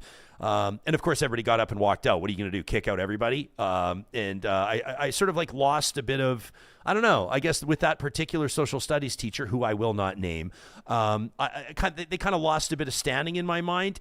And even more so, the further along in life you get, you look back and you think, the social studies teacher told us not to do that? If any teacher should have been talking about civic engagement and political participation and protest and civil disobedience and all these types of things, it should be the social studies teacher, right? I mean, maybe they'd been sort of read the Riot Act and maybe they had to say that in class, but my point of bringing that up is you now look back on that. So let's say that was 93 approximately. You're now looking 30 years later down the road, and a lot of people are pointing back to those Klein cuts as part of the reason or a contributing factor to why the teachers have such a strained relationship and these sort of perpetual issues around class sizes, classroom complexities, and the like. You also look at, blowing up the Holy Cross Hospital in Calgary as an example of the healthcare cuts. And people will tell you, number one, it takes years or even decades for big institutions like healthcare and education to recover from massive cuts. And sometimes you don't even really get a sense of how serious the damage was until years later. The last thing we want is to look back 15, 20 years from now and say, Alberta students on these PIA exams, you guys have read about these. Alberta students have performed at some of the highest levels, not just across the country, but around the world in past years. But that's dropping off. And do we really want to be a jurisdiction? Do we really want to be a jurisdiction that people are looking at across Canada and even further and saying, Like, they've got the lowest minimum wage. Their teachers and healthcare workers are burning out and always fighting with the government. Their students are performing at the lowest level in the country. They don't even pay for your COVID vaccines. Like, do you know what I'm saying? Like, what kind of a message is that sending? Like, we'll sit here and champion Alberta. I'm very proud to be from Alberta. I refuse to allow our Alberta flag to be co-opted. I will continue to fly it proudly as a proud Alberta boy. But at the same time, gosh, you know, Alberta's reputation is being dragged right now across the country. Supriya talked about it, Supriya Dwivedi, with us in our most recent episode. Be sure to listen to that one. And I love how you said yesterday with Supriya how we were watching like the shorts pre-roll of like, you know, the week compared to the week we're rolling into. And it's like things have just totally 180'd week to week for the last few months. And you're right. Like all the things that Alberta Calling was saying to get people here, like yeah, if you come here and you have a big business and you want to move it to Alberta, general corporate tax rate lowest in the country, 8%. New business tax rate 2%. Like if you're someone who comes here, it's such a small business, it's a reason to come here. But like David T just said in the chat, he said, you know, taxes aren't everything. When you come somewhere and all these other things are in flux or in disorder, your kid's education, you can't get a doctor's appointment. Like those are the things that really matter. Your health and your education, especially when you're thinking of your kid's future, right? So maybe, you know, 5% GST and all these other tax rates, they don't really matter when all these other things are causing your life to be absolutely chaotic. And yeah, I wonder what these people who came here and all of a sudden, you know, things switched for them, how they feel. We should get them on and just say, hey, how things been lately for you? How things been lately? How's the change been? Just speak into the microphone. Do you miss the GTA? Do you miss you know, Vancouver Island? You always have to focus on the fact that a long commute in Alberta is like 40 minutes. That just remind people that it's not all bad. Woke AF says, I wish being centrist was more of a thing instead of left and right wing throwing punches at each other constantly. I'm with you there, 100%. You know, a ton of other, gosh, I'm trying to read as many as I can here. Gilles says language is going to be really important. Teachers can now be fined for work to rule, but 100% don't expect teachers to be volunteering their time outside of schoolwork. I get that. I mean, it's going to be tough for teachers, right? Because they're in it for the kids. That's why like 90. I mean, let me just say, if you're not keen on helping kids, education is a horrible career choice. If you're not into it for the kids, you agree with that? You know, like if you're just doing it for like the money, or like work hours. Look. I'm not one of those guys who's like going to come on here because I don't have kids and I'm not going to call people breeders and stuff like that. But like, man, I sometimes I go and I see my friends' kids at the house or whatever, and I'm like, how are you doing this? I mean, you tell me stories about your mornings sometimes, Ryan, where I'm like, I don't even know if I could handle that. And they're filled with joy. So when I think of nurses, when I think of teachers, I think of two jobs that, no offense, I would never want to do. I wouldn't be able to do. So that's why I'm saying, like, give them the money. That's why I have such high respect for these people. Okay, just one other comment on the Ampias, because it is coming up in the chat. Just one other comment on the Rosie Awards. Scarlett says, I've been to the Rosie Awards. And the event itself is death by 1,000 cuts. It's the most boring event in Alberta. That's from Scarlett. Hey-o! And then Ambustion says if it wasn't for the booze, it would be insufferable. Ambustion, let me talk to you directly with a few thousand people joining us here. What, teaching or the Ampias? Ambustion, talking about. Just kidding. Yeah, good call.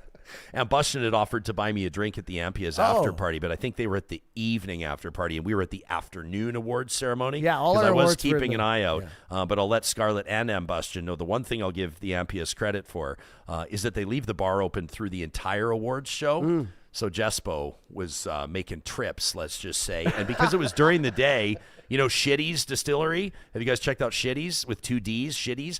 They have this orange drink, which is basically like alcohol. You know the McDonald's orange drink? Yeah, like not orange juice, drink, but like the orange drink that they put in the big, they basically have that with vodka in it. And so I was just drinking those on ice, and it kind of eased the pain a little bit. You know what I mean? Sherry says, I feel like the proverbial frog in the pot of water that is slowly coming to a boil with our rights. Jerizik says, demoralizing, Jespo. Demoralizing is an understatement. This teacher is currently working on a resume to get out of this situation. That's a minimum of 2 teachers, and I probably missed a ton of comments in our chat this morning that have said that they're leaving the profession.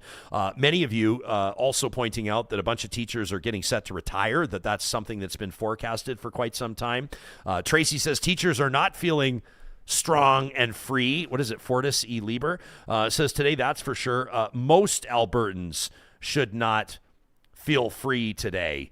Alberta Girl says, my question is, did the UCP order those 51,000 COVID shots? And do you know that we have to order next year's shots before December 15th? GP says teachers give up approximately 8% of their annual pay for students. UCP never negotiated, took action they could have taken on day one. The UCP wanted to hurt teachers and students. You can have your opinion. I don't think the it's a little UCP too far. I don't think the UCP wants to hurt students. I think let's be reasonable in the comments. You can have your opinion. That's fine. I don't think they want to hurt students. Making the province dumber does not help. I wouldn't be surprised if they wanted to inflict a little pain on teachers, or if comments behind closed doors are not gracious. It seems personal. Yeah, it sure does. Simi, for the $50 contribution in our live chat, in our super chat, Simi, thank you so much. Says we are always supporting our teachers. That's $50. It'll go straight to the Real Talk beer fridge, and I'll tell you what we'll do. Anytime there's a teacher in here, they're going to have a cold one on Simi. How about that? Emily, by the way, I know we're talking two things here. Emily says, I've been following Ryan Strasnitsky, the Humboldt, one of the survivors since the crash. He went to Thailand to get experimental implants in his spine to regain some mobility. It's an amazing story. He is amazing. And this show is a huge fan of his and a huge supporter of his. And honestly, I said it before the MPS. We're obviously thrilled to see him win. Dom says Doug Ford did the exact same thing with notwithstanding clause. We talked about it briefly with Duane. Says we wonder why both provinces have like the lowest paid teachers. White says using notwithstanding clause is causing irreparable harm. How does, you're calling her Marlena, how does Marlena square that circle if they're so concerned about harm? Daniel says maybe they should have sat down with the ATA again about their offer instead of doing nothing and just using the notwithstanding clause. Erica says instead of crying that the notwithstanding clause is undemocratic, how about you run for office or support a candidate running on a platform of eliminating the notwithstanding clause? Use democracy to be the change you want to see. You'll see, conservatives in particular today, probably Alberta conservatives in particular, pointing out that the Charter of Rights and Freedoms would not exist without Section 33, without the notwithstanding clause. They're not wrong. Alberta Girl says, this feels like The Handmaid's Tale. Can we still buy that book in Alberta? I'm not sure. Virtuous Sloth says, anyone who says the ATA isn't bargaining in good faith is ignoring the vote results. Lorraine says, imagine your work conditions are so bad your only choice is to include them in your work action. Megan says, you can't tell me that this wasn't planned. It was planned. At least the Premier was in the ledge for Nenchi's first QP. JJ says, fund classrooms appropriately, reduce class sizes meaningfully, hire more supports, pay teachers salary that recognize their work, and then strikes became a clear failure of policy. Oh, wait, we're there. Kevin says, the coal settling, with the coal companies, these fines around the coal mining, says that was a waste of money. That should have gone into classrooms. Woke AF says, I hear that kids will do a walkout on the first day back in support of teachers. Is this a thing? I'm not sure. Let us know if you hear the rumblings. Noob says, my partners group in Alberta Health Services voted down their offer. Her union, HSAA, HSAA, put out comms about supporting the teachers. I'm curious how they will support them now and what will come next as rights are removed. This is what everybody's waiting to see today. Aaron says teachers are rock stars. They'll do well for your kids despite being disrespected by the government. Dubia says it makes me laugh when I hear parents pretend their kids want to go back to school. Nerds. Yeah, fair enough. Gizmo says, while a single poorest province can be defined in many different ways, New Brunswick is often cited as the poorest due to its low family income, reliance on equalization payments. Don't forget that Alberta used to be a have-not province until Leduc number 1. It's always worth reminding people. Things can happen, right? Alberta's economy is churning, but it's not without challenges. And if we're taking like a 25 to 50 year look at what the future of the province looks like economically and otherwise, we got to consider that we can't take it for granted. Alberta's success, Alberta's prosperity right now. We're also talking as we head toward a deficit budget. So, take that for what it's worth. Gosh, we could keep going all day. Evan 80 says, Jespo, social studies teachers are rarely against the grain. Says, look at any social studies textbook. Labor history is often left out of the curriculum. Evan, strong point. Dubious says, I was talking yesterday about how that $30 a day, that's what the families were getting, $30 a day per registered student through the strike, is decent bank per week if you've got 3 kids, if you were working from home anyway. Others of you were talking about this raise that the teachers are getting. I think one of you said, great, my husband's going to get like $150 a month more, like big Yeah, whoop. it's each paycheck. It doesn't really work out to Giants for Life is not wrong, and I ask you to hold my feet to the fire and correct me when I've said something wrong. Giants for Life says, Jespo, it's not Alberta, it's Berta. If you missed a recent episode, I suggested that as the slogan on our new license plate, just Berta across the bottom. I think it would actually be incredible. Maybe support me. Maybe I'll run for Premier. New license plates, Berta. Big, bad, beautiful Berta. Yeah, I don't mind that at all. Vamp Fashion says, in junior high, my dad's office was across the street from school, and it was always surreal to go for lunch and find teachers sitting there having a drink. Allegedly. Hey, they need one. That's for sure. Cheryl outside, thank you for your YouTube channel membership. Cheryl says, to be clear, she says, and I've studied constitutional law, the only reason we have the notwithstanding clause is because it was the only way that Pierre Elliott Trudeau could get Quebec to sign the charter. It wasn't needed for any other province to sign. Quebec. There you go. Well, Danielle Smith thanking Quebec today, I guess. Hikabis says, if they were going to go with this move from the start and shove the deal that 90% of teachers voted against, why wait 3 weeks? That's a very fair question. Mm-hmm. It's a very fair question. I want to get to a couple more emails before we sign off. You have something to say? Well, I just wanted to, before we go, and we don't have to talk about it for a long time, how late were you up last night with the, the game? I'm going to tell you the truth. You went to bed. No, I didn't go to bed. Oh, okay, I stayed up too. But because I thought we were going to be part of history. Well, no, two things can be true. As Real Talkers have been pointing out today, I did not go to bed, but I fell asleep. Okay. Unintentionally, I fell asleep. I remember I remember the top of the 16th. Yeah. And I was my son, who's 10 and is like obsessed with what's happening with the Jays. Of course. And had all his Jays gear on and everything. So did I. And we were kind of snuggling on the couch. And my brain was saying to me, careful, like sit up, careful, because I just know how I get. And what would the 16th inning would have been, like around probably 11 o'clock, 10:30, 11 o'clock at night. It was a big day. And I just, the next thing I knew, I was like, huh, and I woke up and I woke up at 3:45 a.m. and the TV had gone to like just the green screen, like the moving kind of screensaver, and no one else was there. Me and the dogs. Yeah. So like my son just like ditched me. My wife ditched me. Everybody ditched me. And I'm just laying there on the couch. No pillow, no blanket. And then I had to go, and I went straight to the highlights, and I was like, oh, please tell me they won. And, of course, it had to be a Canadian, Freddie Freeman, that hits the dinger to put the Jays down 2-1. It was a wild game, and I was fading in the 8th, and then I was like, okay, gotta go sleep. And then the 9th, and then it goes to extra innings, and I was like, how long is this going to go? But when it got to, like, the 16th inning, and you started hearing the Dodgers GM – there was rumblings from a reporter in LA who apparently is close with the GM of the Dodgers that they were running out of relievers, that they didn't want to. Well, yeah. So they had Yamamoto, who had played 2 nights ago, and they had him warming up in the bullpen, and then all of a sudden he sat down. So what that usually means is like a pitcher's trying to get loose, and then they say, hey, their arm's too tight or whatever because they played, recently. And you could seriously, these guys are crazy professional athletes. They could throw at their arm, they could pull a muscle, and then they're out for the series. So that GM was actually thinking of putting in a positional player, Ryan. Yes, to pitch. So that's why we're talking about, like, usually they do this in scenarios where you're up like 10-0 in the 8th. You'll throw it. Hey, we don't want to waste any of our pitchers for the next game. We're going to throw in the outfielder because we're obviously going to win this game, right?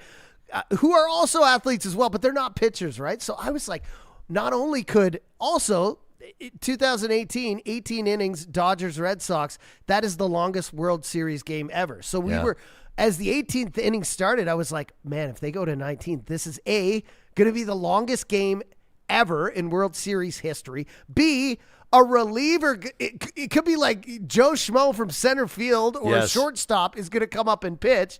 And C, the Jays could win. Like, they were just, I was like, I have to stay up for this. And then, of course, when Freddie stepped up, first of all, I hate this guy. I love him because he's amazing, but I hate him because he plays loose away from the plate, and he can clip a ball, and all of a sudden it's a home run. Like, you just hear like and it's just gone, right? He's one of those hitters. And when he stepped up to the plate, in the back of my mind, you try and push those thoughts away that are like, wouldn't it suck if a Canadian ended this game on and then he did it. And Boom. we're getting like, he puts his hands in the air. Yes, he hits a dinger. I know. But yeah, And he had both such parents, a big moment for their World Series win last year too. Both parents Canadian. They're from Ontario. He was born in California, but was he? Yeah. So his mother passed away. I think it was cancer when he was like 10 or 13, somewhere in that age range. And as an honor to her, he got his Canadian citizenship. I see. Okay. Well, that doesn't ease the pain at all. Not at all. But it does mean that I will now read some criticisms of him, like from Alberta Girl, who says, "Who names their kid Freddie Freeman?"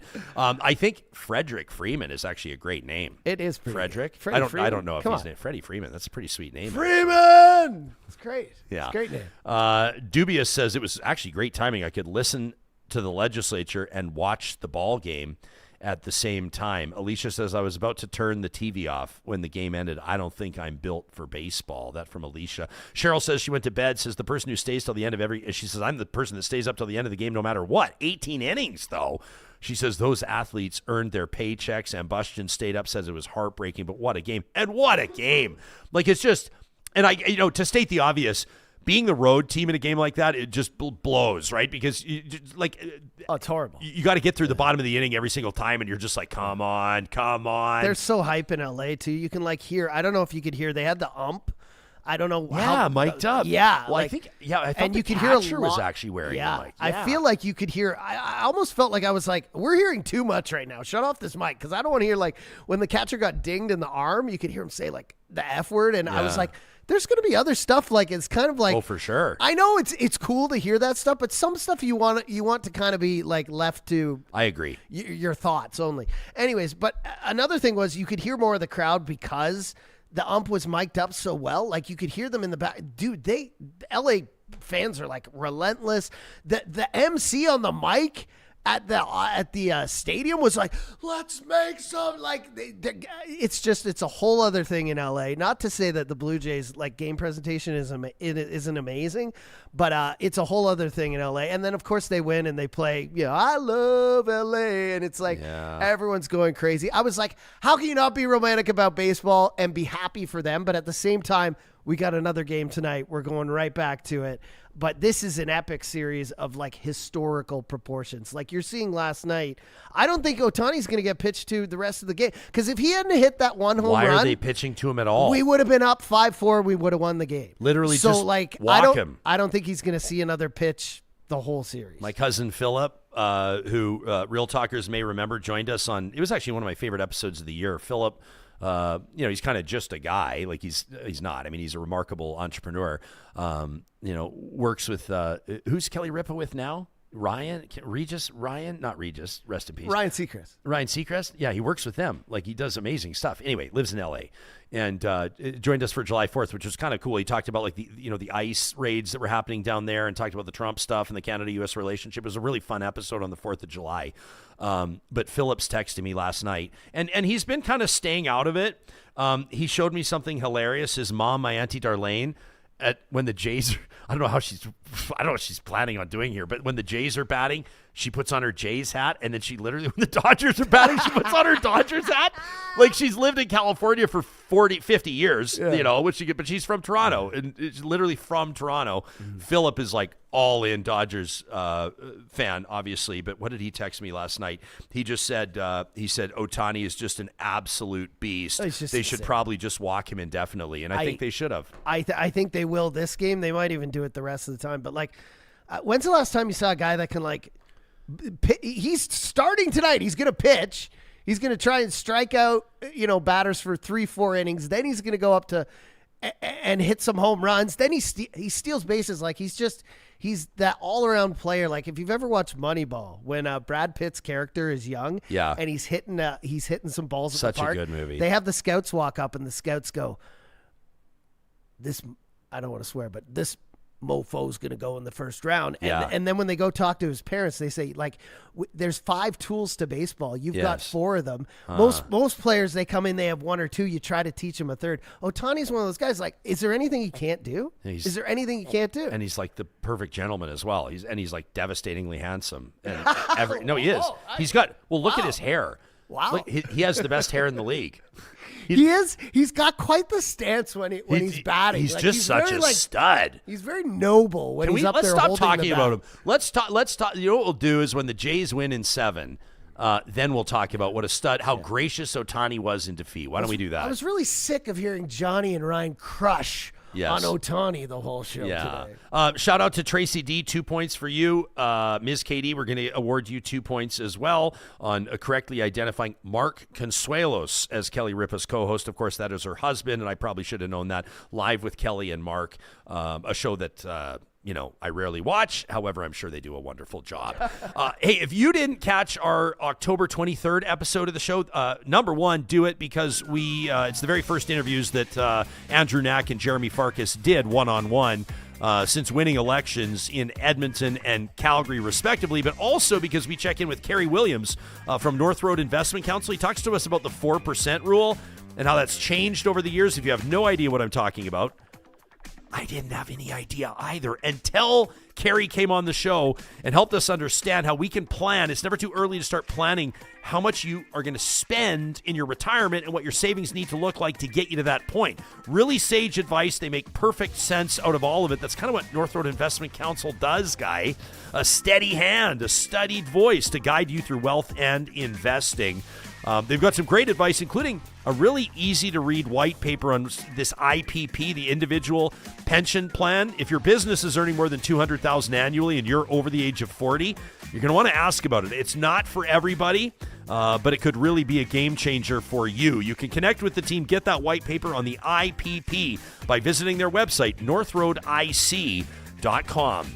California Closets is the only stop. Let me tell you. Let me save you the shopping around. If you're looking for custom closets and storage solutions anywhere in your home, it could be the garage, it could be the mud room or the boot room, it could be the laundry room, it could be your dream walk-in closet in your primary bedroom. California Closets, the top shelf, the best in the business, and of course, proudly Canadian owned and operated. They manufacture everything that they install in the province of Alberta, and everything comes with a lifetime guarantee.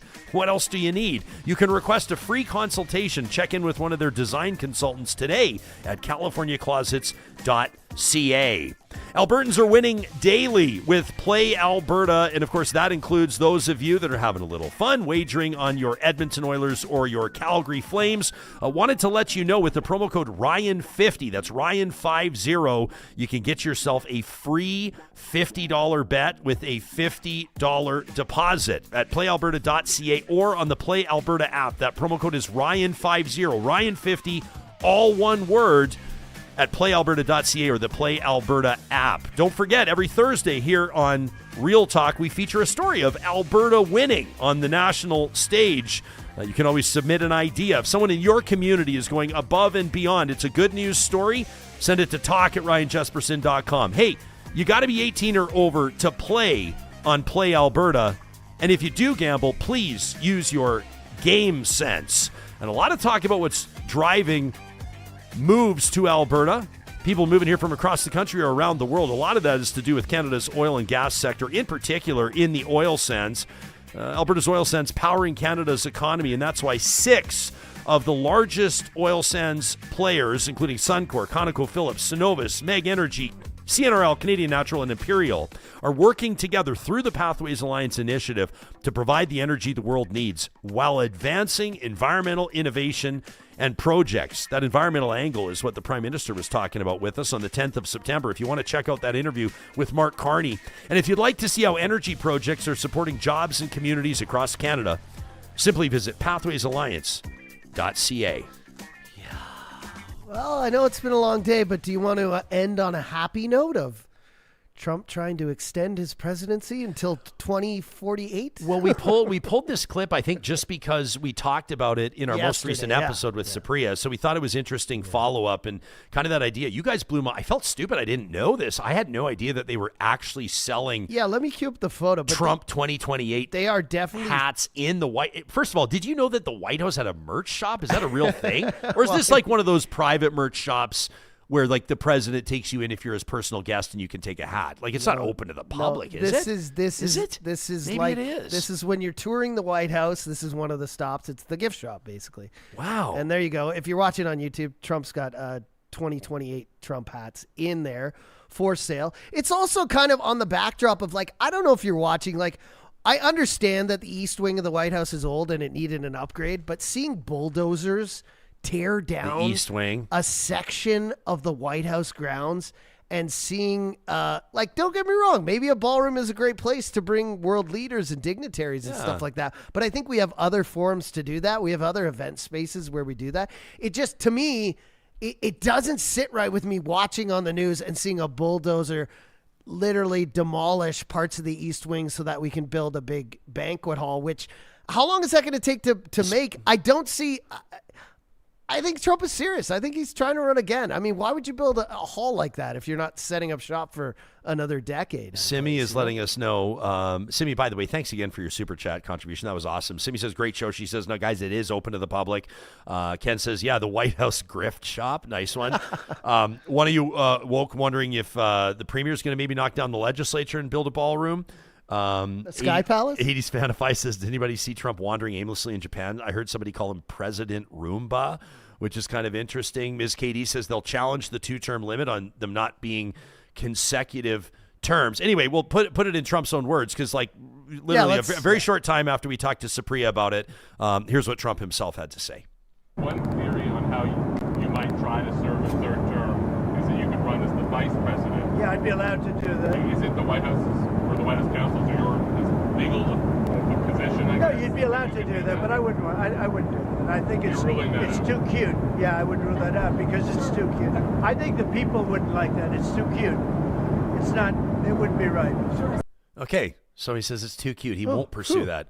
It's like a whew. Yeah, you know what? Okay. You know what I always do Right. whenever I'm watching and Marco Rubio's in the room or in the background, I just watch Marco Rubio. It just feels like the life is just leaving his eyes. He just blinks slower and slower. Well, with President Roomba, there's not much to watch when he's talking. You just listen. I always watch the background characters. I always watch, his lead press secretary because her eyes kind of wander and you can see her brain going like, okay, what is he going to say that I'm going to have to come back and kind of like justify? I mean, the funniest thing I think she did lately was, about a month ago, we were talking about protests in Portland and other places. And one of the, White House correspondents from a news channel said, does the president support peaceful, open, public democracy through protest? Yeah. And she said, she called her stupid, first of all. She was like, that's a stupid question. And it was an African-American press person as well. And the camera went back to her and she went, flicked her hair back, like, what are you doing? But second of all, she said, of course, the president supports open, public protest. That's a right as an American. And then a week later, he put up that tweet of him literally AI in a fighter jet dropping crap on the protesters. So it was kind of like it was such a contrast moment. I don't know. It's unbelievable. I'm sure I'm not alone. I guarantee I'm not alone. Real talkers will see these things and post, and sometimes there have been fakes. There have been fakes, like the one about Trump saying he will not invite the Blue Jays to the White House. That was not a real one. Well, you always have to fact check it. You have to fact check it. But the stuff he actually does legitimately put out there, you're like, this is the highest office in the world. Looks more like the highest office in the world, the stuff he's putting out there. Have you seen how he tweets and whatever? He has like a person, like an assistant. Yeah. He doesn't actually type. He just says the words, they type it out. And then he tells them what's to be all caps exactly. and what's not. And then he takes a look at it and he says hit send. Or Is whatever. he sitting on the toilet at the time? It's a female correspondent or assistant, whoever it is. And I remember just before he got elected the second time, they had like a behind the scenes thing right during one of the things on CNN. And they're like, here he is in the back room. He was drinking water. He had his Coke there next to the water. And he was just barking whatever to this person. And they're typing it out like verbatim. Unbelievable.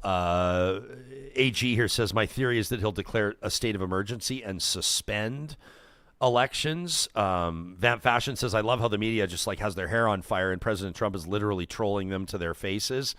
I appreciate, I appreciate a good troll, and I appreciate 100%. And I'm not always on the side of the media, so I love the complaints we get from people that are like, you mainstream media. I'm like, are we mainstream media now? Number one, thank you. We'll all stand up and take a bow, but I'm not always going to jump to the defense of establishment media, but I will jump to the defense of a robust and free fourth estate and a free press. We love bomb droppers. And I do think like it's not exactly like it's one that you can sit here and we can debate. Even like I look back at the times of like George W. Bush, and everyone was like, "Oh my gosh, this is so embarrassing." Or you look like for a more local example, or people looked in Alberta under Jason Kenney, and you're like, "Oh, Jason Kenney," fighting against Jason Kenney and protesting against Jason Kenney, and then like you get different scenarios, and you look back, and people are always like, "You're like, damn." In hindsight, they're like, "Oh, can you imagine if George W. was back in the White House? Just how great that would be." Misty watered colored memories of the way we were. But we love bomb droppers. We love people who can dish it and take it. 100%. But at the same time, the number one thing you want from a leader is hope and resolve and a sense of calm. Like, it's okay to get up in arms when things are bad, and it's okay to throw shots back and forth. But there's never a sense of just resolve to an issue, or like a moment of calmness for a few weeks. Like, a leader is supposed to make you feel safe, right? And it really doesn't. You have to admit, even if you're a Trump supporter, that every day you wake up and you have to go online and say, what the hell has happened while I've been asleep? Yeah. Tony says, remember how the Republicans, GOP, lost their minds when Michelle Obama had a vegetable garden in the back and Barack converted one of the tennis courts into a basketball court? Oh, no. Yeah. Just Google tan suit. Everybody knows. I don't think that's the same as demolishing the East Wing and creating. Right. Like, that's her point. This facility, whatever you want to call it, it's bigger than the actual White House. Yeah, it's a square footage is larger than the actual White House. They call the White House the people's house, right? And it's just like it's a dramatic. It's kind of like the idea. If you guys go on MLS or you do like house shopping or whatever, you just kick tires. You go look around and you see, and like people have different senses of decor, right? And then people always have like the White House has always had like a certain decor. Yeah, and now along with the decorum, there's been a certain decor. And then now it's just like all the like gold and all the kind of the opulent, like it's starting to just look a little bit more. I was just going to say that the gold leaflets he has to have on everything. It's just like, it's looking a little bit more ridiculous. If you've seen the interior design of this, it's completely white with gold kind of fabricated over everything, which is kind of like, it's like a king vibe, which, don't get me wrong. Like, America is like proud and they're the economic engine of the world. We all get that, but it just seems, I think opulent was the word that you just nailed it with right now. It rubs you the wrong way. I don't know.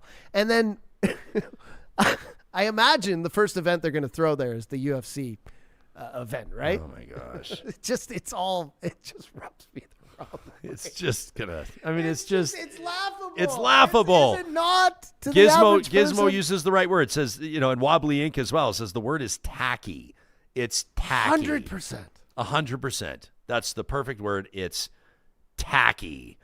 Let us know what you think about this, Real Talkers. I won't say the show went longer than expected because we expected it to go, because this is the people's show, and you have a voice on this show, and you can exercise that voice in our live chat daily, powered by Park Power. You can send us an email anytime to talk@ryanjespersen.com. I'm going to tell you what's happening. Just a little peek behind the curtain on producing the show. We have a Friday roundtable coming up with a panel of 3 experts you're not going to want to miss, timed with the COP Summit, or at least a gathering that Canada's hosting. We'll have details on that. But Friday the 31st, that's this Friday, Halloween, by the way, we're going to be talking about the intersection of the environment and the economy. It's one of my favorite places to play from a talk show. But on Wednesday and Thursday's episodes, in other words, the next 2, right now we're leaving them wide open to see what develops. And so we will be following these stories as they happen. We're going to be keeping an eye on what happens with other public servants across the province of Alberta. And of course, we will be giving you the floor. When you hear from folks in Alberta with something to say, you're going to hear it here first on Real Talk, and you can help us make that happen. With emails to talk@ryanjespersen.com. You want to send us something off the record? We welcome that as well. Tell your friends about this. Thanks for rating and reviewing our podcast. That really helps us. And if you subscribe to the show on YouTube, it helps us grow this voice, this collective voice from Alberta to beyond. We're proud to be here with you, and we'll be right back here tomorrow. We hope you'll join us. Keep it real.